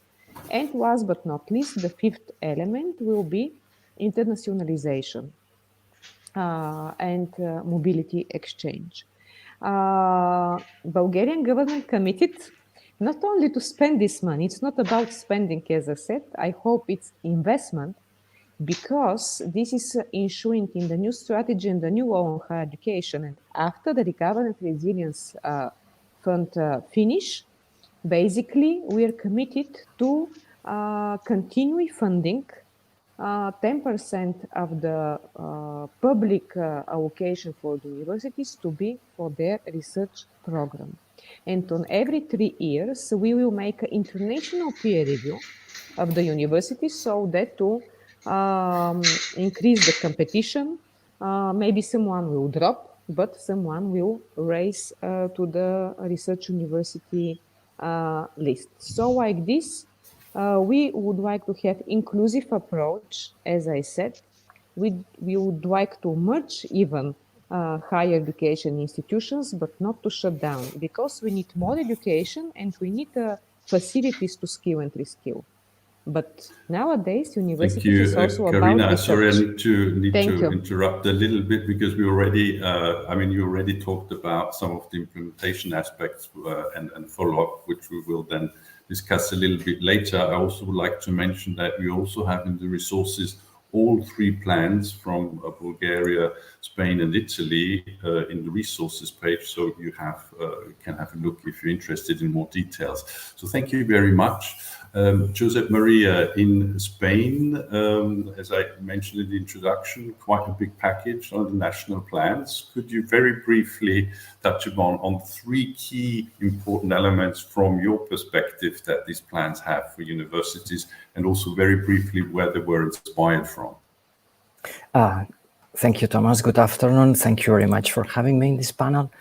I think I should start mentioning the very well-known briefing that the UA published last October. In fact, our moderator is one of the authors, and he already mentioned it during the presentation. The document is focused on what the National Recovery and Resilience Plans hold for universities. In that briefing, there are at least a couple of evident observations.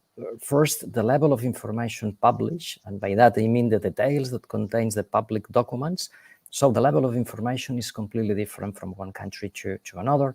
And secondly, the opportunities for universities can be identified as part of a huge spectrum, ranging from clearly defined measures directly targeting specific higher education institutions of the country to measures that potentially can have a supportive effect on the whole sector of that country.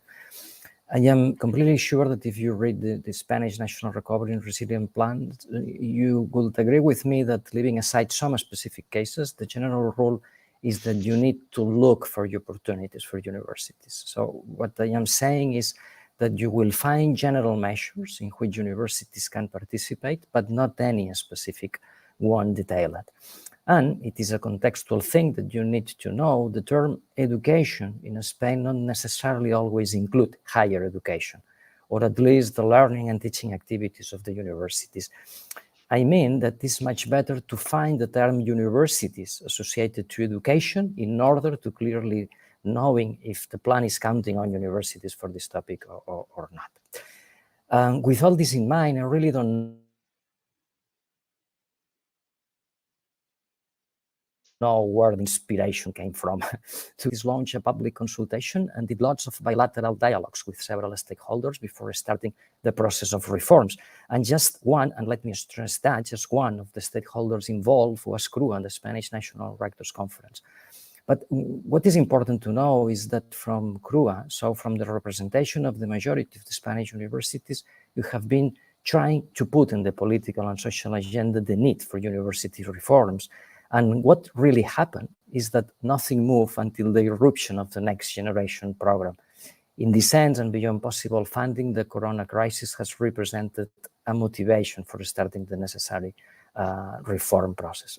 And trying to answer the question about which are the three key elements, I think that I should say modernization, with no doubt, digitalization, also with no doubt, and lifelong learning linked to employability and competitiveness. I think I'm going to stop here, Thomas, because I am running out of time, but I can take questions on that during the Q&A at the end of the panel. Thank you very much, Josep Mariya, for this very clear pointing out what are the three key elements and also the involvement of the sector. This is also something which we have seen in the feedback that we got from our members. This is very diverse, as you mentioned. So if we hear also now maybe from you, Maurizio, the three key points you consider really important as reform elements in the Italian plan, and maybe also a brief reflection on where the inspiration came from. It has been the national plan and under the RRFP a driving force for this. Well, thank you, Thomas, and thank you to the UA for inviting me. Well, in Italy, it is quite clear in our national RRF that there is one mission out of 6 that is devoted to education, the entire educational system, where out of 30 billion euros, nearly half is devoted to university and research and applied research. And within this roughly 14 billion euros, 24% of the money is devoted to new personnel for universities, either researchers and technical staff and so on. well, together with the money, we have some reform needed, and the process of reforming comes from long ago, because we are really concerned about some constraints that especially public university are due to. And so the availability of money, the first big availability of money in the last decades, is forcing reforming. Some are ongoing, some have been already completed. One big reform is within the reform of public administration. I'm talking about the public university, of course. So, for example, we need to change some rules that make to the university some constraints when they are participated in international call for tenders where the rules are different. So, for example, new mechanisms to facilitate mobility of researchers, to facilitate the expenditure for big infrastructure, or even the discipline for the recruitment of our personnel. So this is one pillar of reform. Another one that is also in line with the European strategy for university, so the possibility to create the European University Alliances, is the reform of degree classes, what we call degree classes. So the frame within we have to build our proposal, educational proposals. We have quite a lot of constraints, either in the contents, timing, and so on, that do not fit with those of other countries. So we are in a process of reforming this. This reform is ongoing. And one that is being already approved is a reform for new intermediate, what we call professional degrees, that are not very developed in Italy, only 20,000 students in the country. We want to increase very much this figure. That is 3 years professional degree after the secondary school, not giving the chance to enter also in the master degree, but giving a very professional based preparation in strict cooperation with the firms and industries. This is a reform that is already been approved from the Law Chamber of the Parliament. There is also one about the PhD program that has been already approved. We have a new degree for the PhD programs that is fostering new cooperation, international cooperation, the university cooperation, and national PhD programs. So these are the main reforms. The RRF was a big driver for pushing up the reforms. We were waiting since years, because money has to go with the possibility of spending it in a wise way. Thank you very much, Maurizio, for these reflections, and interesting also to hear that the RRF has been a big driver, obviously, for reforms that have been there for a while, or reform plans. We've seen this somewhere else as well. I would like to kick off a second round, and Karina already addressed it a little bit in her introductory statement, is the question how to accompany the measures that are out there, either in the investment or the reform programs, to make them basically more sustainable. So also for Bulgaria, Karina, you mentioned the money that is available there to accompany the reforms. So maybe you could again address a little bit there. What is it that you have to ensure that these big reforms that you have outlined there are sort of not breaking off after the investment, which is for a brief period there, how to make it longer and sustainable? Thank you, Thomas. Do you know what I was thinking? We are constantly requesting something from the higher education institutions and researchers. Some people around me are saying you always protect the researchers. Yes, of course. I protect everyone. But I really see a particular role of people working in the universities. And we are putting a lot of stress last year. So we want skilling and reskilling. The industry every day is crying for skillful people, talents, of course. Every day someone is nagging on us that we are not internationalized. There is not enough collaboration in Europe. Okay, so Basically, this is the answer. We requested the other institutions, because each sector needs investments now. Each sector needs reforms, from agriculture to social affairs. Can you say that no, someone doesn't need that? That's impossible. We persuade the other sectors. From health, as I tell, to transport, Ministry of Finance, trust. We need to invest in universities to build capacity on their own to understand and enshrine the excellence principles, but also the principle of impact. Because this is completely new, and the academic community didn't work in this way the last year. Secondly, giving them trust will give a kind of a gesture, a signal to the young generation of people. You can also study here, or, which is much more important for Bulgaria, I don't know how of the people here are aware of the brain drain of Bulgaria the last 10 years. We wanted to give a signal to researchers, to you, to your students. We are open also. We want to internationalize and to give platform for other people to come here to work in the research sector. This is very important. In this to happen, I'm sorry, but non-government or parliament, whatever, ministry can do it on its own. We need to inbuild in the universities themselves a capacity so that to take forward this. And of course, it needs a long-term commitment. But if once the universities understand this and can perform and can persuade the business that also the business can trust them to build together these talents, this pool of highly qualified people, then it's coming very easily to persuade every government and each government for money, because the evidence also is coming from the business, not only nagging from one side of the academic community. So the idea of all this is to build a kind of a trust, a new dialogue, let's put it in this way, between society, universities and government, so that we are not locking the political mandate of one government for 4 years, but this is a long-term, 10 years prospect.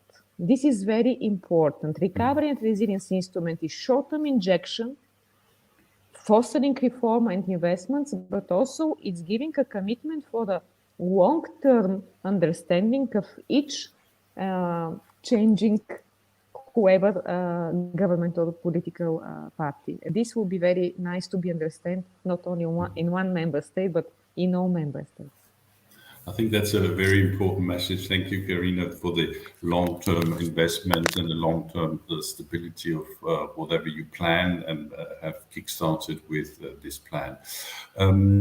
Josep Maria, can I ask you for Spain, what are the accompanying measures that you see, or maybe the absence, depending on your opinion, to make this a more long-term sustainable development, and also how is this then translated into institutional practices? As you already mentioned, CRUA has made quite some proposals and positions. So how do you ensure that in the implementation this is taken up?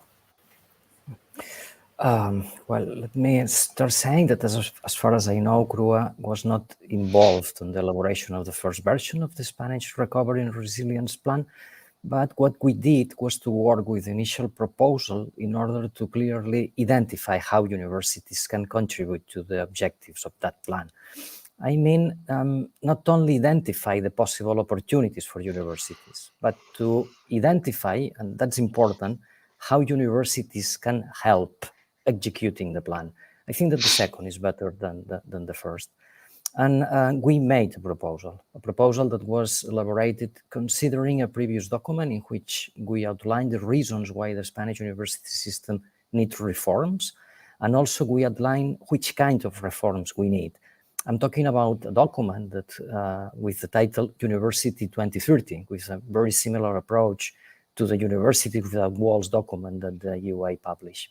The CRUA proposal was very ambitious. I think that we use a real approach, but also ambitious scope, because we think that universities can play a very important role in the recovery and resilience plans. It includes a motivation, it includes a mapping of university capabilities to the plan objectives, a proposal for programs, several proposals also about funding, and proposals about implementation. From the first version of the Recovery and Resilience Plan, and I suppose reading the contributions of CRUA, the Spanish government include some of the ideas in the other versions of the plan. I think that public administration should ask universities to do more things, to better engage with society in general. I'm not saying that universities can do everything, but societies need more, let me say, university without walls in general. I invite you to read the excellent document of the UA about this topic. I guess you agree with me that recovery usually implies the concept of short and mid-term, and resilience implies mid and long terms. Universities can help on the recovery phase, but we can be key players in the resilient phase of the plan. If we talk about measures to ensure that reforms translate into institutional practices, I'm afraid that nothing concrete has been done yet. The Spanish government is working on a proposal for a new university system law. The proposal is based on the concept of university system, so it means all the recognized universities that exist in Spain. So the concept of universities is applied from the very beginning. I think that it's worth to say, and it is normal, that the main reforms that are included in the proposal are targeted to public universities, the government, the funding, etc. I think that my answer should be, Thomas, wait and see. It is too early to say if the reforms will be directly translated into institutional practices. Today we are talking about the new European strategy for universities, and I think that this strategy defines a framework, a common European framework, and probably you will agree with me that the critical topic, the critical thing is about implementation. So it happens at the national level. Wait and see if the national recovery and resilience plans will implement or not the needed reforms, or the plans will invest or not the money where it is really needed for the recovery and for the resilience. And that's all, Thomas.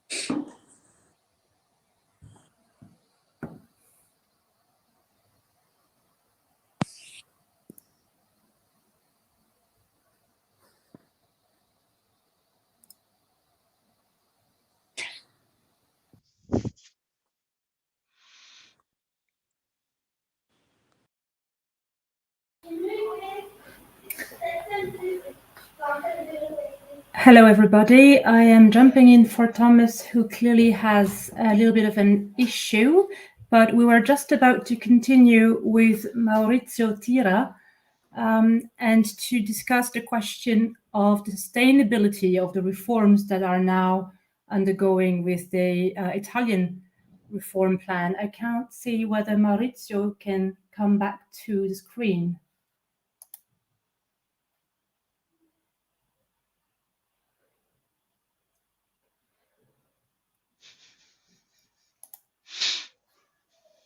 All right, so who do I have from the panel? I have Karina. You are here. And I did, yeah. Only the women staying and all the men have gone now. Okay. That's Maurizio is back. He's writing. Excellent. Okay. So I believe, Maurizio, it was just about your turn to come back to the screen. Excellent.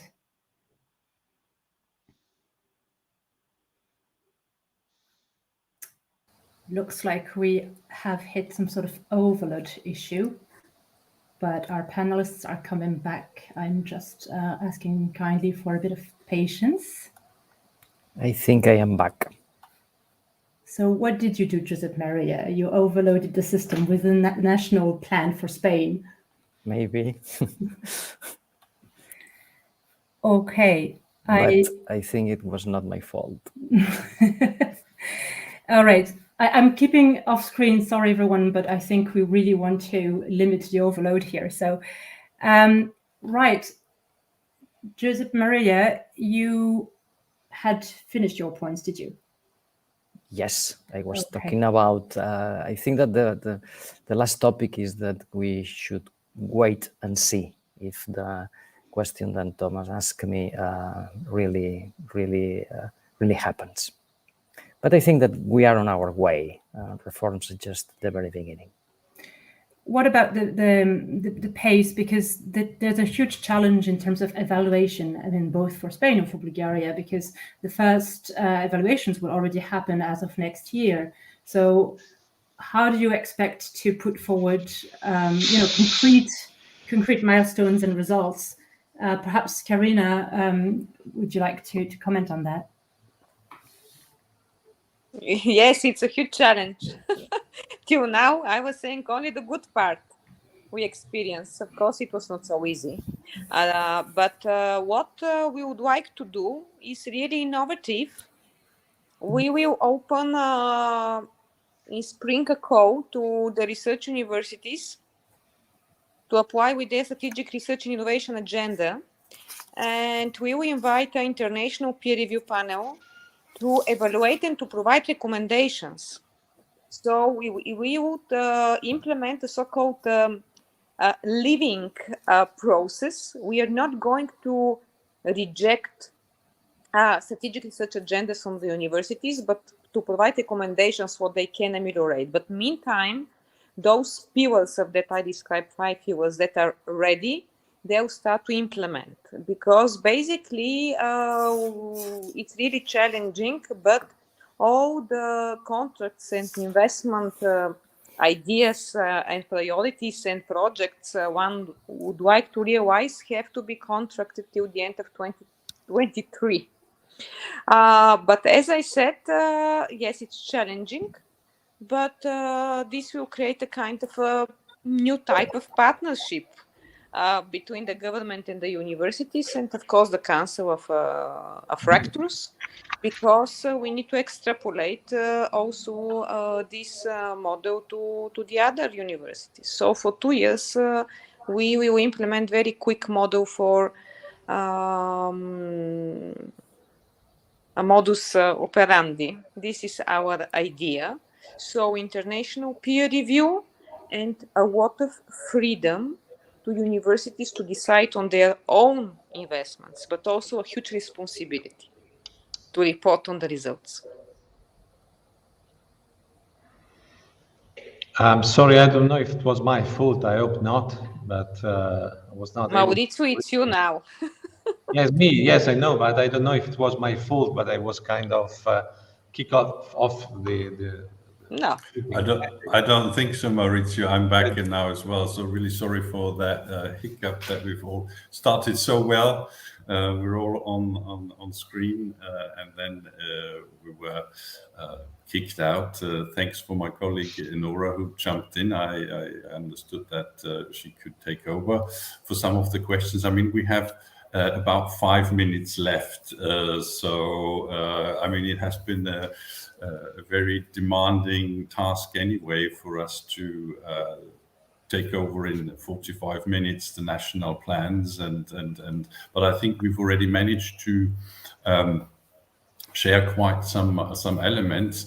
There have been some questions in the chat or that I can't try to answer now all of them, but there has been a question if these plans are also available outside Europe. That I can simply answer no, and that is one question. So I would like maybe now to use the last 5 minutes that we have to give to the three of you, now that we're back on screen, a reflection of what would you give as a message for the future to, well, the respective counterpart that you would see. So that would be Karina to universities, and Maurizio and Joseph Mariya, maybe to the government and also to European policymakers.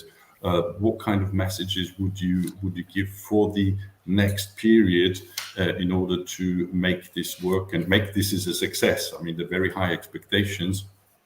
What would be your short key message to them? Maurizio, if you would like to start with that. Well, first of all, I didn't have the chance to answer your last question that you didn't make, but it was written in the minutes. And but this is also a final message, I think. So the money in the recovery fund that we have in Italy is quite a great amount of money. As you said, we were one of the countries with a greater financement in the Next Generation EU. But the point is what will be the availability of resources in the long term. And for this, I think that politicians finance things that are perceived as important by the society. So money goes with reputation.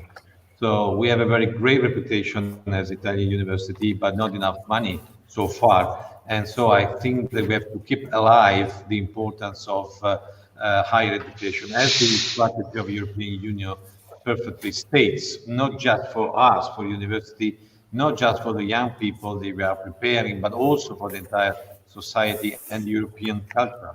So this is the main point. So let's try to keep alive this financement in the long term. And secondly, we have discovered, since it is not easy to spend such an amount of money in a short time, that we need a greater preparation of the technical staff in universities. We have invested very much in professors, of course, in researchers, but sometimes, in my country at least, we have not enough evaluated the importance of the technical staff. And that is very relevant when we have to administrate such a big amount of money to create new legal entities and to create legal entities that will last also when the money of the recovery fund will be finished. So I think there should be a great investment in the personnel that is developing a career in managing research and not just becoming professor, but with a great skills in managing research. I know that in some countries this is more developed, not so much in my country, but it is definitely very, very important for us to keep alive and add the right value to this money that we are going to receive. So this is my message, if I may, or the final message. Thank you very much, Maurizio and Joseph Mariya and Karina. You have 1 minute to share. So everyone, 30 seconds, a message. Okay, two messages. First, take into consideration the concept of multi-level governance. I mean, the communication, the coordination between the different administrations. I mean, the European level administration, the national administration, and also the regional administration. So please take into consideration that we need to coordinate these at least 3 levels of governance. And the second one is, it's very short. It's let's implement the reforms together. So by that, I mean government and the sector.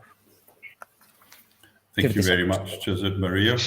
Karina, your 30 seconds. Thank you, gentlemen, because you make my life easier. Full commitment to Maurizio, you, Joseph, what they said. Only one thing to add and to propose. I think that today platform organized on the European University Association is a great platform.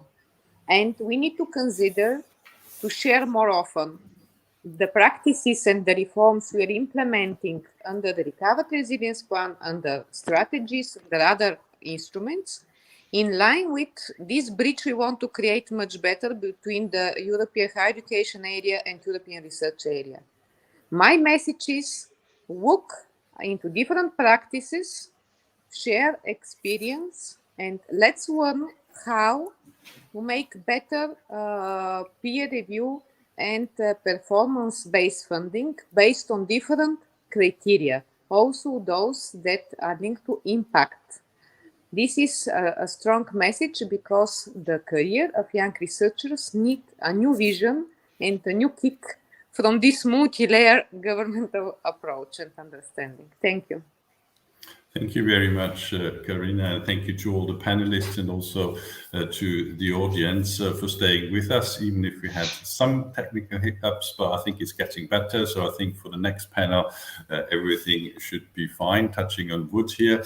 And so I'm not going to do a summary of that, but I would like to guide you again if you're interested in the briefing that is available here. And I think the very brief summary of what everyone said at these key points, I think is really, it's a complex matter. It can have a great impact, but it requires that all actors work together. And if that's the case, then I'm also quite confident that we will manage to make this thing successful. And with this, we will certainly follow up from EUA side to monitoring also the implementation, and then I'm confident that we will also see this as a successful policy. So thank you very much to everyone, and I'm handing over now again to Amanda for the next session. Thank you very much. Thank you. Bye.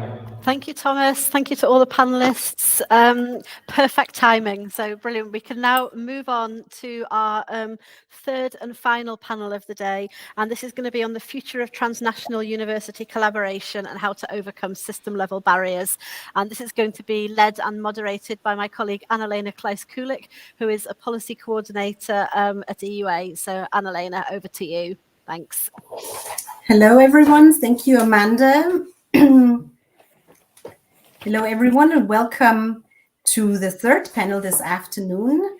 Thank you for staying with us so long. I know a 3 hours online event is long, especially since we had a few technical issues, but I'm glad to see all my panelists with me now, almost all. We're still missing Florence. I hope she will come in a minute. But before I present, can you hear me? Yes, very well, Florence. We can hear you, but we can't see you. So if you could switch on the camera, that would be great. I'm trying to. I will. Very good.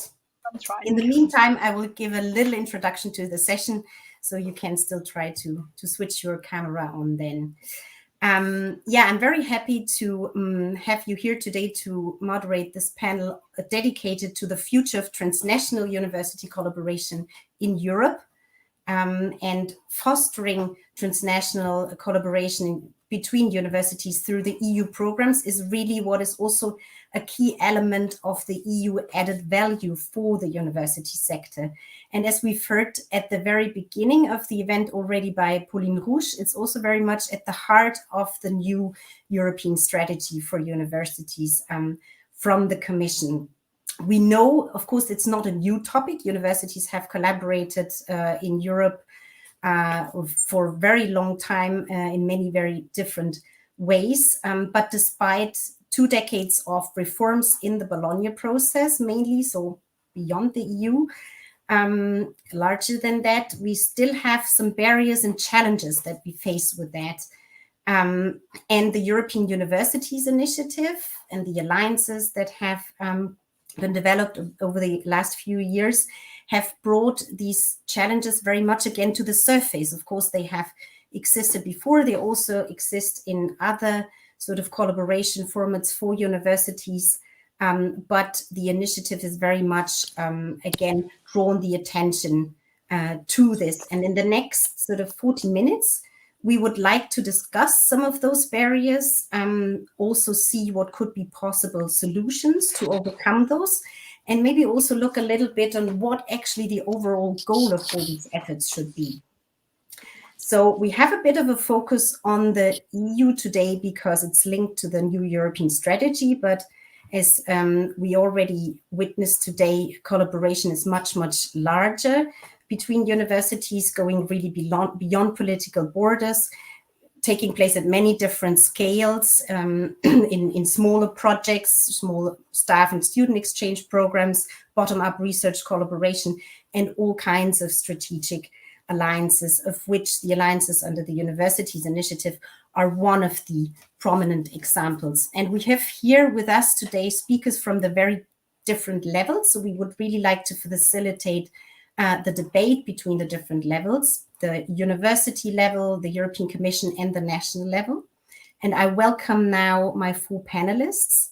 First of all, Peter Lievens, Vice Rector for International Policy from KU Leuven in Belgium, and also member of the Board of Directors of the Una Europa European University Alliance, one of the first 17 that started a couple of years ago. Peter is professor in experimental physics at KU Leuven, has been dean for many years, and since 2017 is vice rector for international policy, alumni policy, and also recently added to his portfolio the topic of interculturality, which of course in this context is also very important.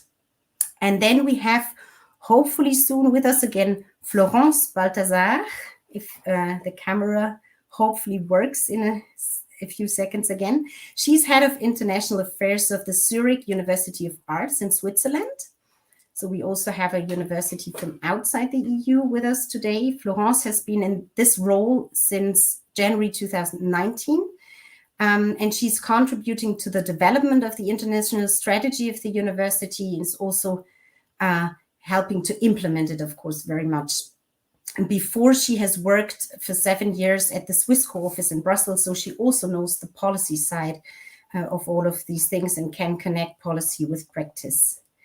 And then we have Vanessa de Diaz-Santon, head of unit higher education in the Directorate General for Education and Culture of the Commission.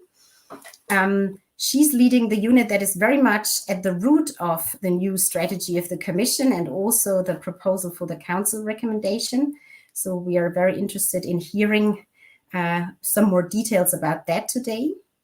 And last but not least, I welcome Florian Pechenka, who very kindly stepped in last minute to replace Elmar Pichel, Director General for Universities at the Austrian Ministry, who was called in by his minister in a last minute very important meeting. So Florian, you're the head of unit for higher education and research at the Austrian Permanent Representation here in Brussels. Many thanks for stepping in last minute and representing sort of a view from the national level from the EU member states.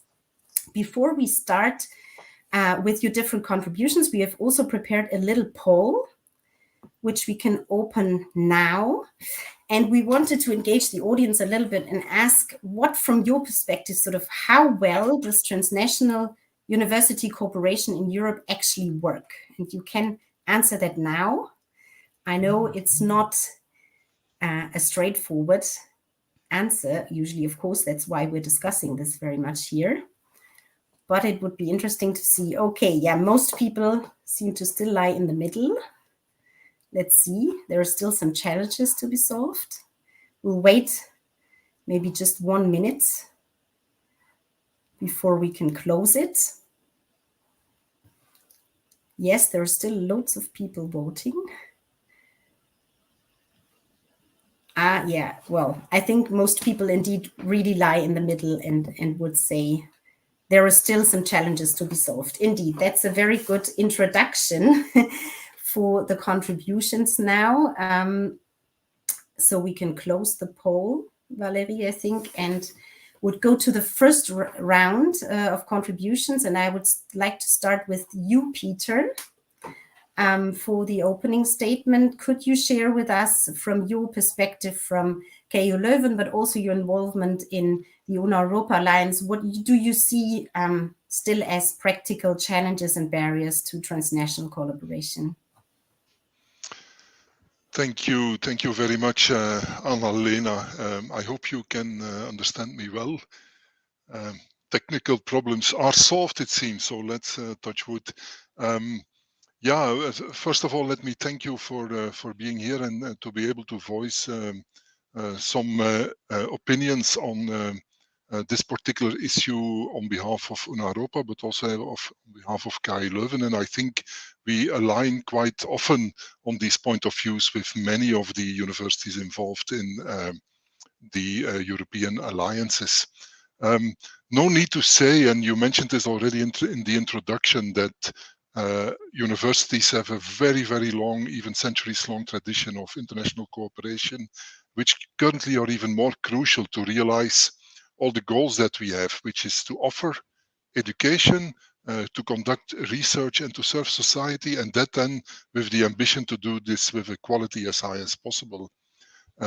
This is also the reason why universities like KU Leuven have strongly relied on partnerships, collaborative networks, and strategic alliances already for quite some time. But since a couple of years, there has been a game change around in Europe, and that is the initiative of establishing these European university alliances, where in the context of which we have found with the partners of Una-Europa, institutions sharing the same values but also the same ambitions. So we have come together to harness complementary strengths and to work on ambitious and really innovative educational research formats.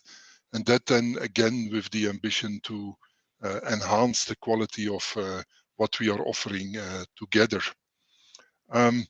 We have had many people, academics, professional staff, students also working hard on the development of some joint courses, joint programs, with many innovative aspects included, also multilingual by nature and interdisciplinary, because that is where adding each other's expertise really can make a difference.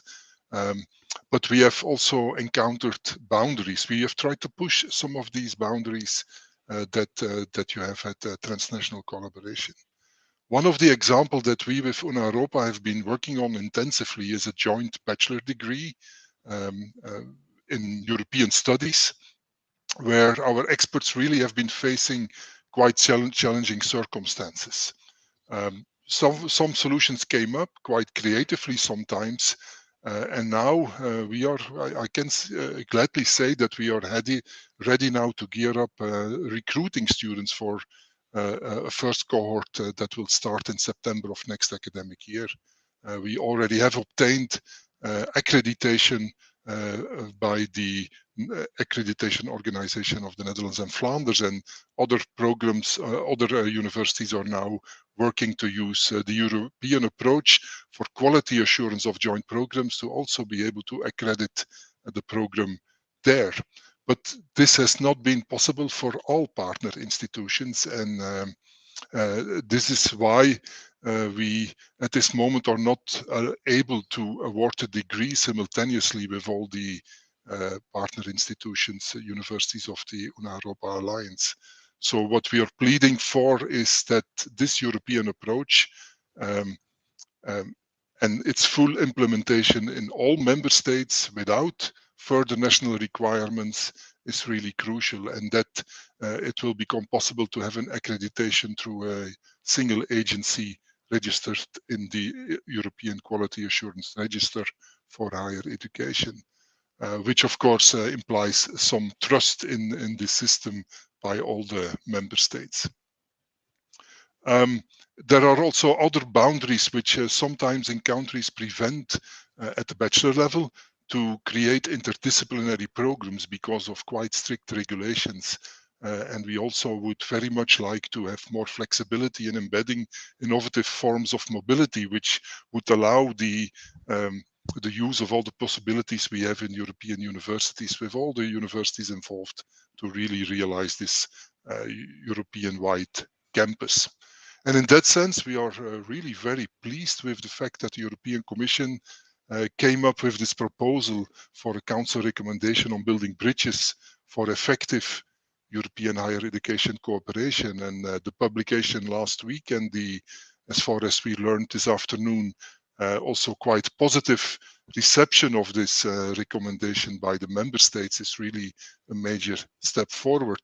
But what we really are calling for is full implementation of the European approach at one place, but also all member states to allow higher education institutions to put in place suitable approaches when they have joint efforts on joint degrees for admissions, for enrollment, and also for credit allocation and many other issues that sometimes are hampering swift cooperation.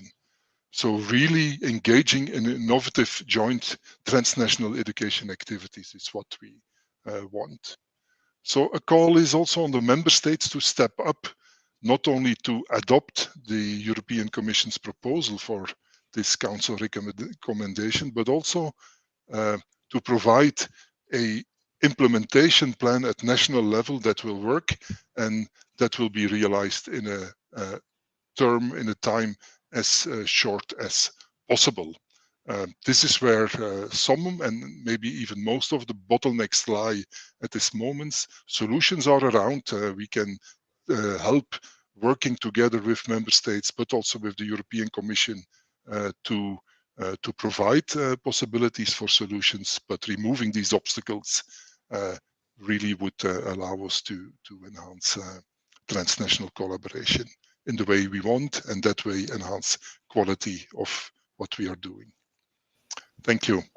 Thank you very much, Peter. You made already a very comprehensive overview in a way, and also presented already some of the solutions referring to what we probably hear in a bit as well from Vanessa with regard to the Commission's proposal. Before we do that, I would like to bring in Florence with another institutional perspective from Switzerland and from an institution that is a little bit more specialized, so the University of Arts, to also show the diversity of not only institutions, but also ways of collaboration and what could be done in terms of overcoming challenges there. Florence, the floor is yours.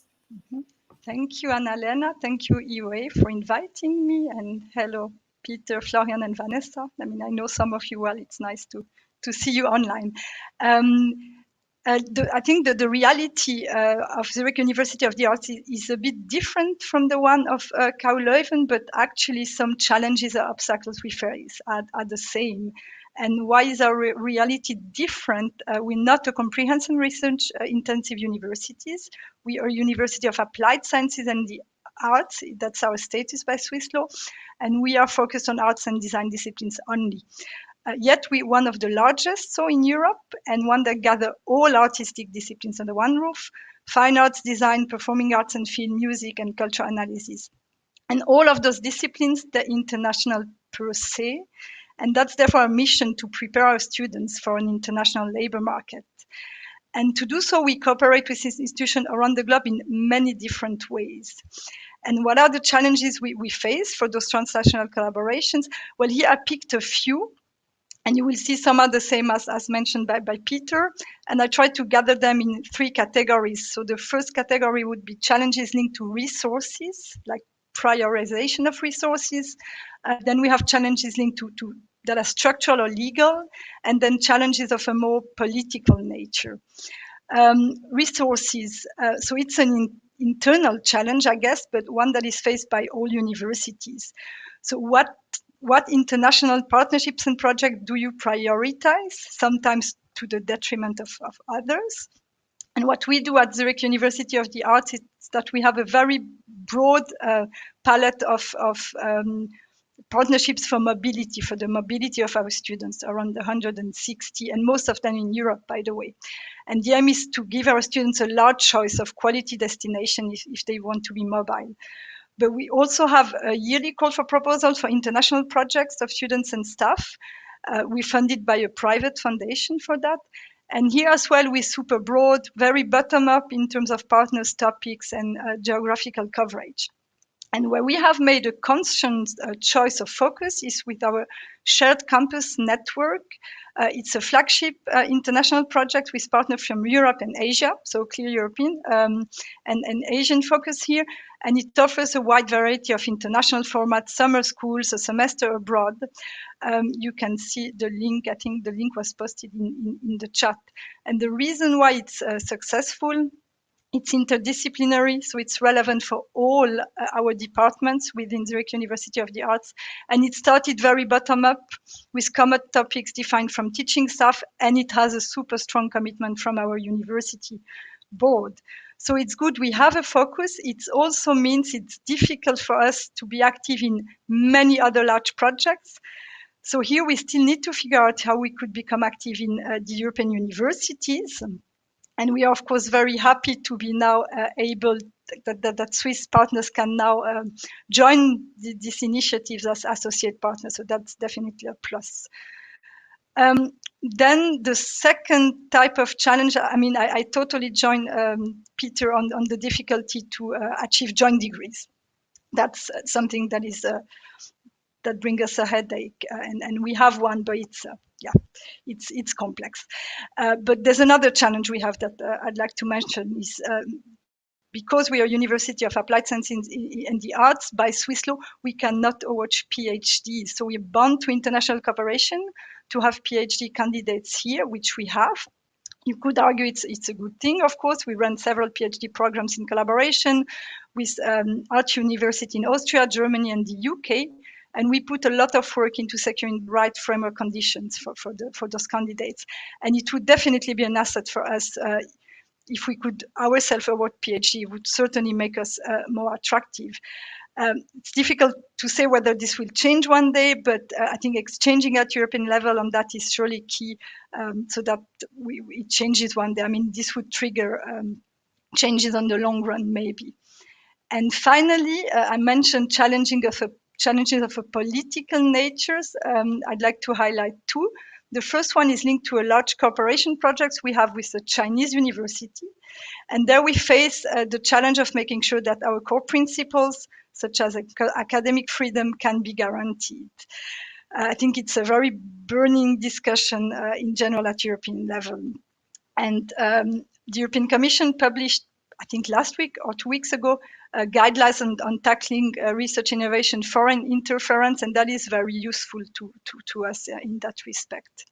And the second political challenge we face is no big secret, of course, and it's the fact that we're not associated to neither Horizon Europe nor Erasmus+. Well, now I first need to repeat here for the audience, and that's something we keep repeating here within the institution, that collaboration with Swiss partners is possible, and it's important to still consider Swiss partners for projects. But of course, it would be an enormous advantage for now I'm talking for the whole research and higher education sector in Switzerland. But of course, we as an institution, we are also touched by the situation. But this would be a massive advantage if we were associated to those programs. And here the message is science and education collaboration should just be put before politics. And I think that's it for now. That's making a nice transition, because I assume this message very much goes out as well to the European Commission. Thank you, Florence, for sharing as well your view. And I would now hand over indeed to Vanessa to explain us a little bit more. You consulted a lot of universities in your preparation for the strategy and the council proposal, and you could explain a little bit the challenges you saw, but also the solutions, especially that you think the EU can propose to that.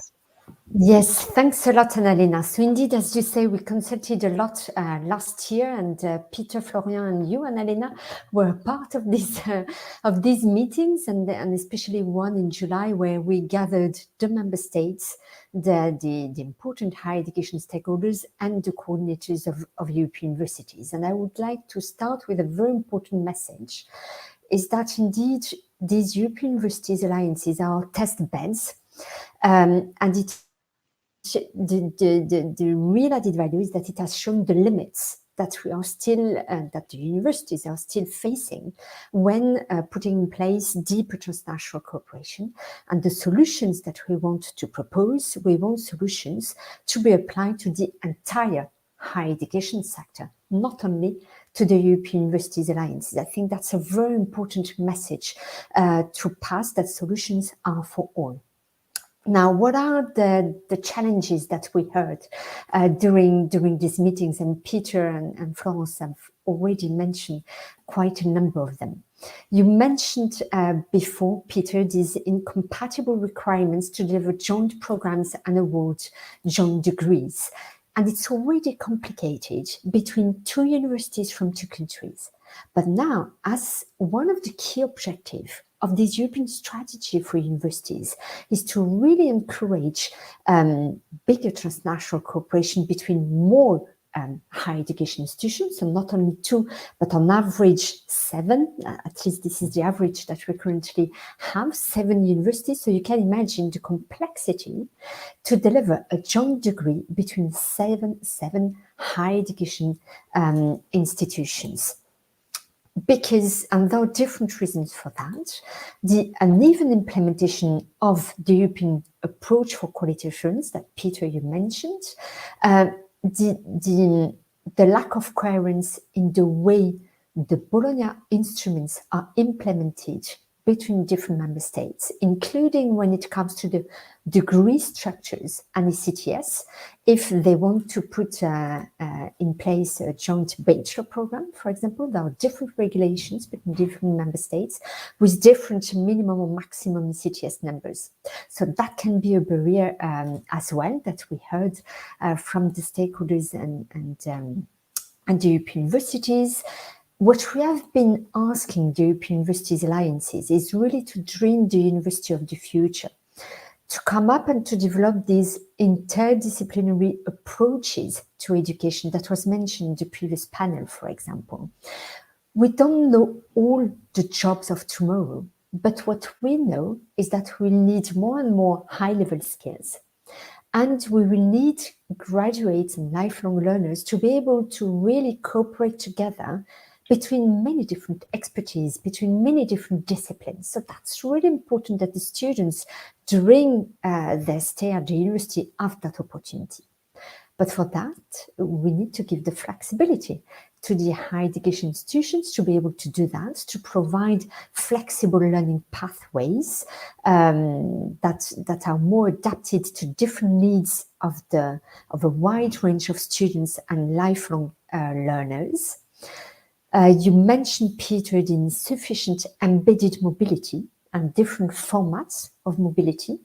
Something that you did not mention yet, but that we heard a lot as well, is the insufficient interoperability between the digital infrastructures of the higher education institutions, because 7 of them use different IT infrastructures. It is really a challenge for them. And difficulties to access, share and pool resources together, be it funding, be it data, be it human resources, etc. And the insufficient involvement of students and staff in the governance of such transnational alliances. So that is in a nutshell the challenges that we heard. Now, what can be the solutions and how can the EU help within the limit of the treaty, but to bring more coherence to that? And this is our first attempt as a first step that we have proposed last week with a proposal for a council recommendation. So let me summarize a little bit what we have proposed there. First, we propose a recommendation for the member states to give more autonomy to their higher education institutions in the context of this transnational cooperation.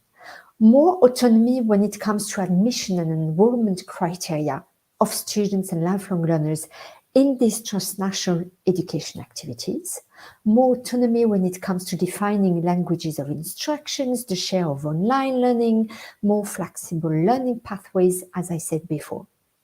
Recommendation to support embedded mobility in different forms in joint transnational educational programs, including through the deployment of the European Student Card Initiative. Support for high quality virtual collaborative learning and interoperable digital infrastructure. Remove the barriers to develop interdisciplinary activities and challenge-based approaches. One that is very important and that, Peter, you mentioned, is to really strengthen the trust through the external quality assurance. And here the objective would be to really foster the institutional quality assurance approach, to not accredit only a program, but the institution, based, of course, on a thorough methodology. Why? Because we are not fostering only one joint program between alliances of higher education institutions, but we are really promoting many joint programs. So that is why we would really want to encourage to move from a program accreditation to an institutional accreditation. Now, we know that it's not the case in all the countries. Some have a mixed regime, others are fully program accreditation oriented. For those ones, we really invite the member states to implement the European approach to quality assurance and to make sure that if one program is accredited in one country by one agency registered on ECA, which is the European Quality Assurance Register, then it should be agreed and approved and recognized by the other countries, so that these alliances do not need to get 7 or 8 or 9 different accreditations. And I think that's a very important step forward. And I mentioned as well to enable the improved participation of a wide range of learners, academics, and researchers in the governance of such alliances. Now, we have proposed as well 2 flagships to really help in deepening this transnational cooperation. So 2 more words, if you allow me, Annalena. One, because I'm sure there are many questions about it, and I think it's very important. One is proposing an approach, a step-by-step approach towards a legal statute for alliances of higher education institutions, not only the European Universities alliances, but any kind of alliance of higher education institution. And for that, we propose really to go step by step to analyze. We know that some alliances are testing some national statute, and what we hear from them is that it's not enough. It's a good start, but it's not enough. So we are doing a mapping of all of this, but what we know as well is that there are European instruments that exist and that maybe could be tested to see if this can work in this specific context of transnational cooperation in the field of higher education. They have not been developed for that. But let's see whether they could be used as such or whether they need some kind of improvement to avoid reinventing the wheel. If it doesn't work, then we will look, but at least we'll have learned from that experience to develop an instrument that is fit for purpose. But to do that, we need very solid and strong evidence. And that is why we propose to launch a small call this year to invite those alliances that feel ready to test such European instruments. Then we would provide some support for them to test it together with their ministries, because it's very important, the role of the ministries there.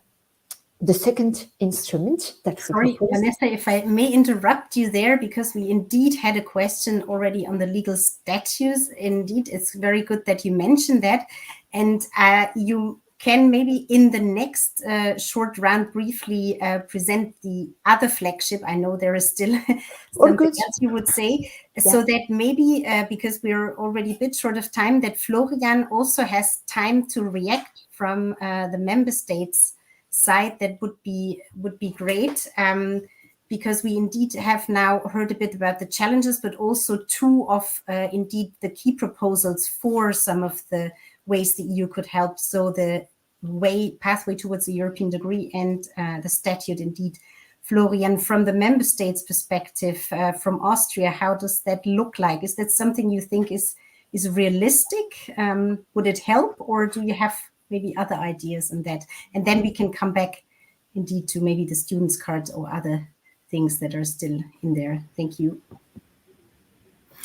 Yes, hello and good afternoon from my side, and thank you very much for the invitation and apologies for Elmar.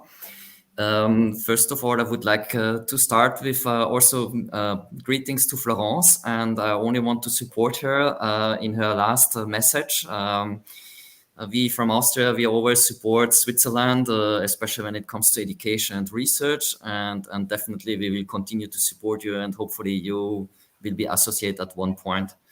I want to start maybe with this topic of quality assurance, and I want also to support what Karl Dietrich wrote in the chat and what you said, Peter. I think this is a very important point, and from our point of view, quality assurance is one of the main issues that we have to deal in the coming semesters, and that's why we also welcome what the Commission has proposed in this regard,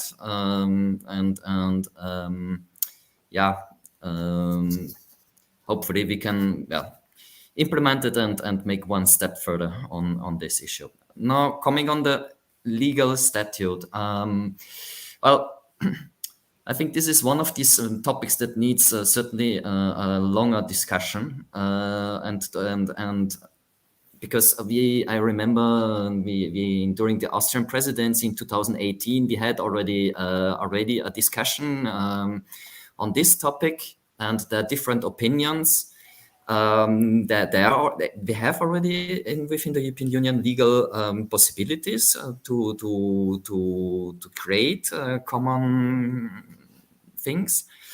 I think we have to see this, and we have to see this in under which conditions and under which framework we can test this. So we certainly need a test bed for that, and we need to see not only how it works in practicality, but also what are the next barriers that we encounter.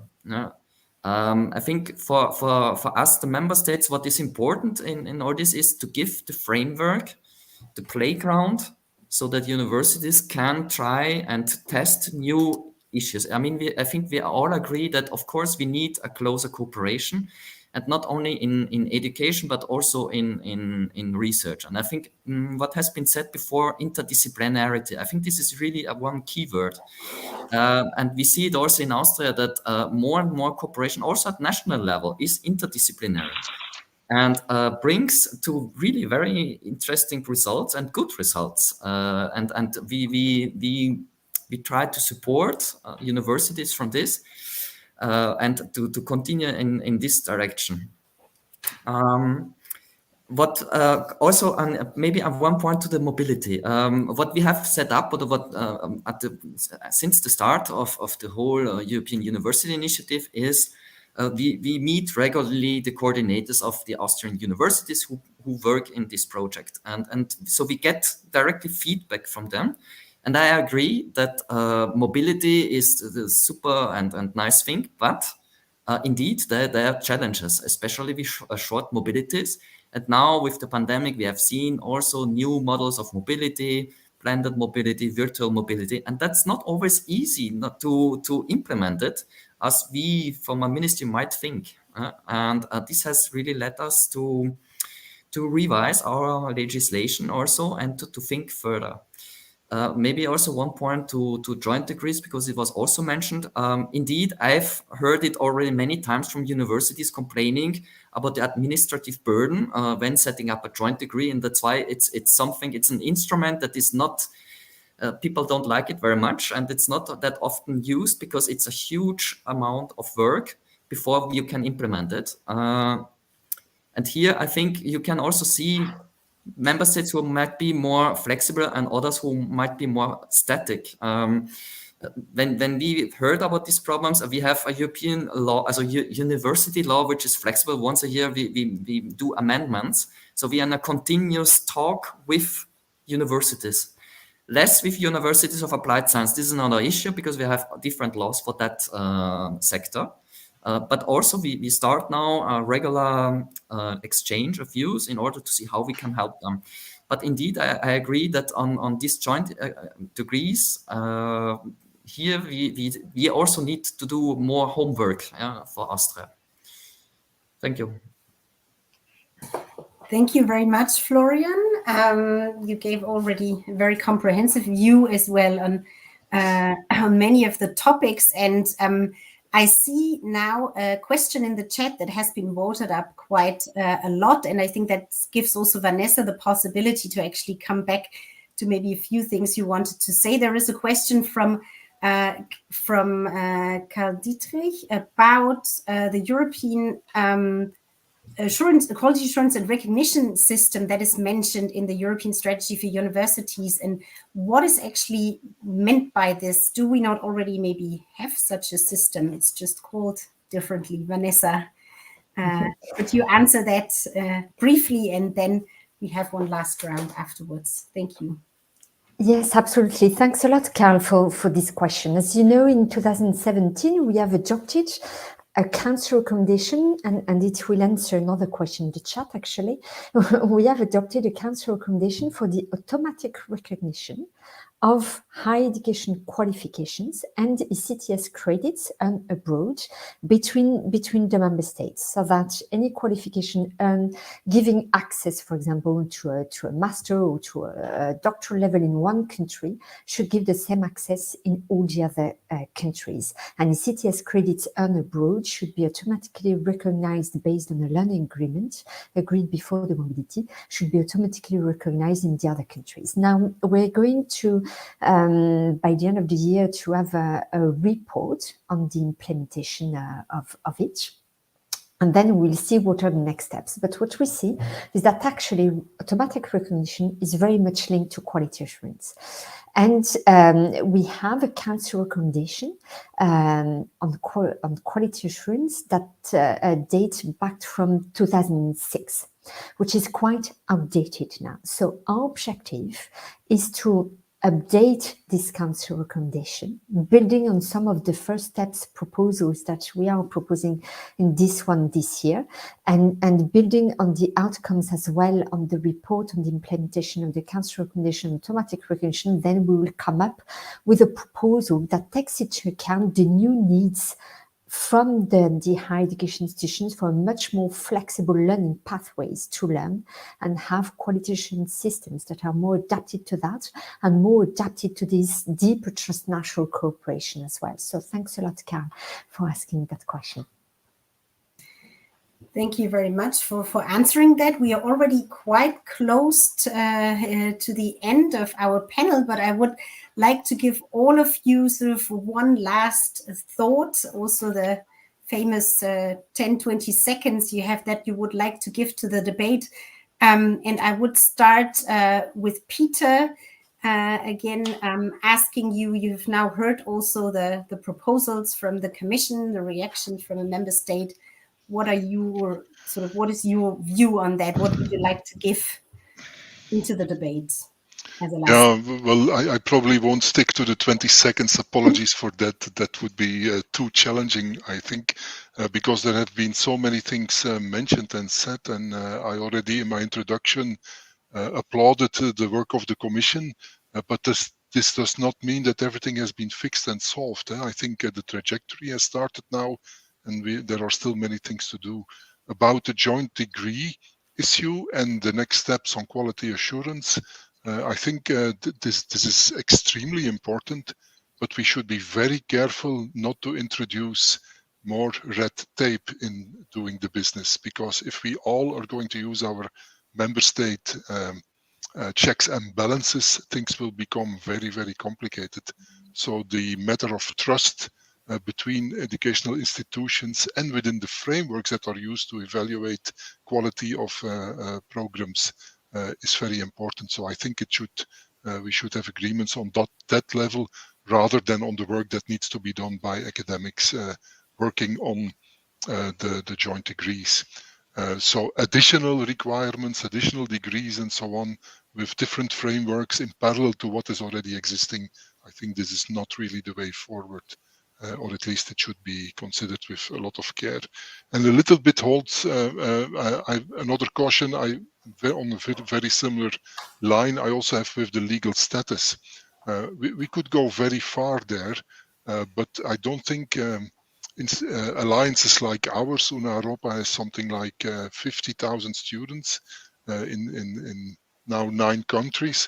That really is a lot to work with, and what we do not want is a overarching structure which will be able to act as an independent university. we have the universities and they know how to do business, and we don't want to copy that. So we should not overcomplicate, but rather facilitate those things that we want to do together. And then maybe as a final comment, mobility has been mentioned. This has been at the core, I think, of all the alliances. Of course, not physical mobility, unfortunately, in this pandemic time, but we have been working hard on establishing also their new formats for the students, where students are key and where we want to reinforce mobility, physical mobility, but also virtual and blended options. And there, I think a common challenge that we have is to make sure that this will also be sustainable enough in the future. We value these possibilities, but we should take all measures and also support financially or by compensating the sustainable cost. And in that sense, the initiatives, for instance, within Green Erasmus are also something that we should reinforce in the future. And then maybe one last commercial. Exactly today, we published our annual report. Yeah, very short. We published our annual report of Una Europa with more information on a couple of formats that we have realized and implemented. Thank you. Very good. Well, I will maybe now first turn to Florian, and I will give Florence as the university the last word. So we do Florian, Vanessa, Florence. Florian, please, your thought for the end of the debate. Yeah, thank you very much. Now, I want fully to agree with Vanessa and what she just mentioned on quality assurance. What I observe, being somebody from a ministry and not involved in the daily work of universities, is when I see what's happening in Austria and how we react to barriers and so on, I sometimes really have the feeling that we see barriers more relaxed in the sense of that we can quite swiftly for a governance, for government react to that. And I see really that what I also see is we forge the instruments and we give you these instruments into your hands, but it's up to the universities then to use them. And these might sometimes two different worlds and maybe not always connected. I also self-critically have to say that maybe they're not always well connected. But for example, regarding the joint degrees, we made an amendment to the university law and give them more flexibility. Maybe it's still too early for that because it was just a few months ago. But now it's up to university to implement it, to make it happen. And this is so to say the second part of the work, and that is something that we have to follow close. And it's not always working, and that I find it on the personal level also quite interesting that we still missing this link in order to between creating an instrument and implementing using this instrument. So yeah, that was just my final word. Thank you. Thank you very much, Vanessa. Please, yeah. Yes, maybe I will say a few words about the European joint degree, because I see that there are some questions in the chat. Ragnhild, yes, of course, we're going to take into account the 80 years of experience of Erasmus Mundus. The executive agency coordinating this has made a very important study that shows the challenges that we mentioned before and the need to address them. So I want to reassure you, Peter, that the objective with the joint European degree is not to add more administration, but on the contrary, the objective is really to reduce the red tape. And as Florian said, it's fully voluntary. We fully respect the institute autonomy, so it's up to you whether you want to make use of it or not. It's really a help that we are trying to provide. Actually, a few hours ago, we discussed it with Business Europe on what can be the added value of for the companies of such a degree. And actually, when we explain a little bit our objective with alliances such as European universities in terms of the challenge-based approach, interdisciplinary approach, the flexible learning path, and the fantastic opportunities for students to be able to develop all the skills that employers are looking for, they are all for it. And they want to be fully involved in its development. They immediately saw the potential for them as employers and students the same. Actually, yesterday they presented a manifesto during this forum on the future of universities under the French presidency of the Council of the European Union, and they came up with themselves with the importance of developing a joint European degree to develop this European identity for them, but also for them because they are proud to experiment what Europe is and what studying in not only 2 different universities, but within an alliance of universities can bring in terms of added value and skills. So we want to give recognition to that is useful for the employers, that is useful for the students, and make it simpler for universities to develop it. And this, of course, we want to do it with the universities, with the students, and with the ministries. And that's why we have given us until mid-2024 to come up with a proposal collectively. Thank you. Thank you very much, Vanessa, for this. And indeed, then I would end with Florence as another voice of the universities on that. Try to be very short. I think my main message is that we should always keep in mind that we do all of that for the students at the end of the day. And Vanessa mentioned several times the need for flexible learning pathways and interdisciplinary education. And that's something we are fully aware of, and we're actually reforming our curricula in a major minor system so that we can achieve those flexible pathways. And we try to actually integrate international formats in there so that our international networks and projects become sustainable also in terms of funding. And for that, one thing that would really help is to keep the funding schemes, the European funding schemes, as simple as possible. I mean, I totally agree with Florian when he said, well, at the end of the day, come on, universities, do something out of what you have there. And we are slow. Universities are slow. So it's our job to do it, but it's your job in a way to make those funding schemes as flexible as possible. And my last reaction will be on online formats. It's great for many things. We also saw the barriers of that. We saw that not everything is possible. And we see that students now, they are striving for real physical exchanges and mobility. So do keep that in mind as well when designing the future. Thank you. Thank you very much for these last words. I think what you just said last, we do this all for the students mainly. That is indeed very true, especially on the education side. Shouldn't forget about the research side, of course, as well. But as we've seen, many of the proposals and many of the challenges for transnational collaboration are indeed linked to the education dimension still. And that's also where sort of the focus of the Commission proposals is. Thank you very much to all of you for your great contributions.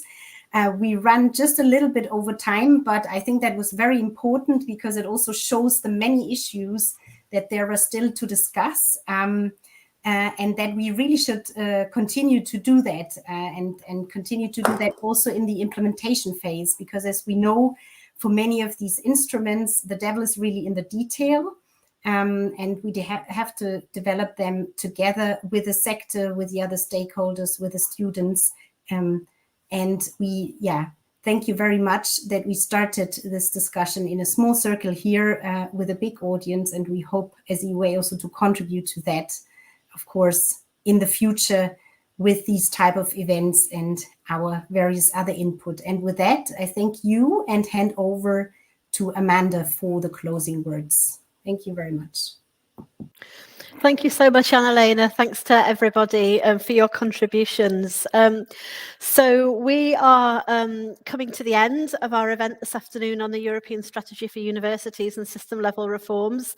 I hope that you've actually found some interesting information, some interesting insights in what you've heard this afternoon.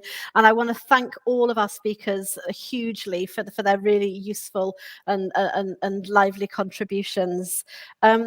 I'm not going to try to sum up what was an extremely varied and extremely rich set of presentations and panel discussions, but just to maybe pick a couple of points from the panels that I think I personally sort of noted as we went through. I'm sure you've all got your own kind of reflections and key points, but I mean, I think from the first panel, looking at synergies, I think the big things that I took away from this was the need for a holistic approach, and also the notion that that there is no one single solution to anything, and that it's about lots of things working together in harmony, in a kind of coherent manner. I think on the second panel, on system level reforms, I think there was a very valid point made about the fact that ministries fund what is relevant to society, and we have to maintain that link between universities and society and really underline the relevance of universities going forward. And then the other points I took away from it were about how important it is to have long-term commitment, long-term investment, and also multi-level governance and continuing collaboration. And then just on the last panel, I think I was struck again by just the sheer volume of different topics there are here in this kind of package of transnational collaboration. So many challenges, but also so many potential solutions. And I think you can see that there are real commonalities across Europe, but there's real diversity across Europe as well. A couple of key messages, I think, are the fact that whatever happens, whatever instruments and initiatives are put in place, they should make things easier for the universities. They should make life easier, not harder. They should have added value. And then just to pick up again on Florence's point right at the end, that we need to kind of really remember why we're doing these things and what it's all about at the end of the day, and the key core missions of the universities, and particularly the student element, to make sure that that isn't forgotten in the debate. And so just finally, coming back to the question we had in the title of this event. So Quo Vadis, like, where are you? Where are we marching? This is a time of rapid change, and it's a time when we're encountering major global challenges. And so I think this is a really crucial question at all sorts of different levels. It's a question for society. It's a question for policymakers locally and regionally and nationally and at the European level. And it's also a question for universities at the institutional level. And I think that if there's one thing these discussions today have shown, it's probably that all of these levels need to work together more so than ever.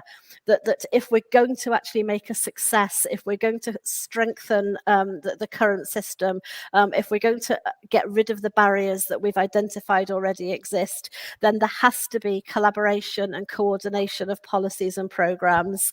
We have to improve the framework conditions for universities across Europe, and we have to make the best use of investments, essentially. The European Strategy for Universities that was recently released is clearly part of this puzzle. There's also, it's very clear that a lot of the key is to solving the issues is at national level and at regional level. And so, as I say, we have to engage with all these different elements and all these different levels.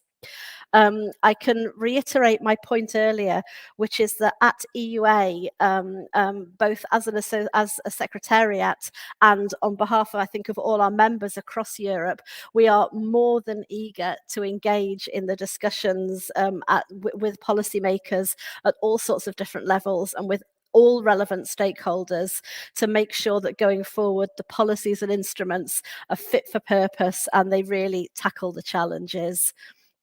I think today we can only have scratched the surface of the debates that are to be had, but hopefully it has given you some food for thought and acted as a kind of as a kind of gateway to more discussions to be had. So my very final point is just to thank all of you for joining us today, to thank you for your time, to thank you for your patience with our technical issues. I think this has just proved that even with 2 years of online events and even with the amount of preparation and practice that we all do, you still can't always avoid IT problems on the day. So thank you all for sticking with us. Thank you to all of the speakers for your time and your wisdom. And thank you hugely to my colleagues in the Secretariat, particularly our policy coordination team and our events team, but also everybody else that contributed for making this event happen. So I hope to see you all again at other events, either online or hopefully in the not too distant future, some actual physical events in person. So thanks again for joining us and have a nice evening. Goodbye.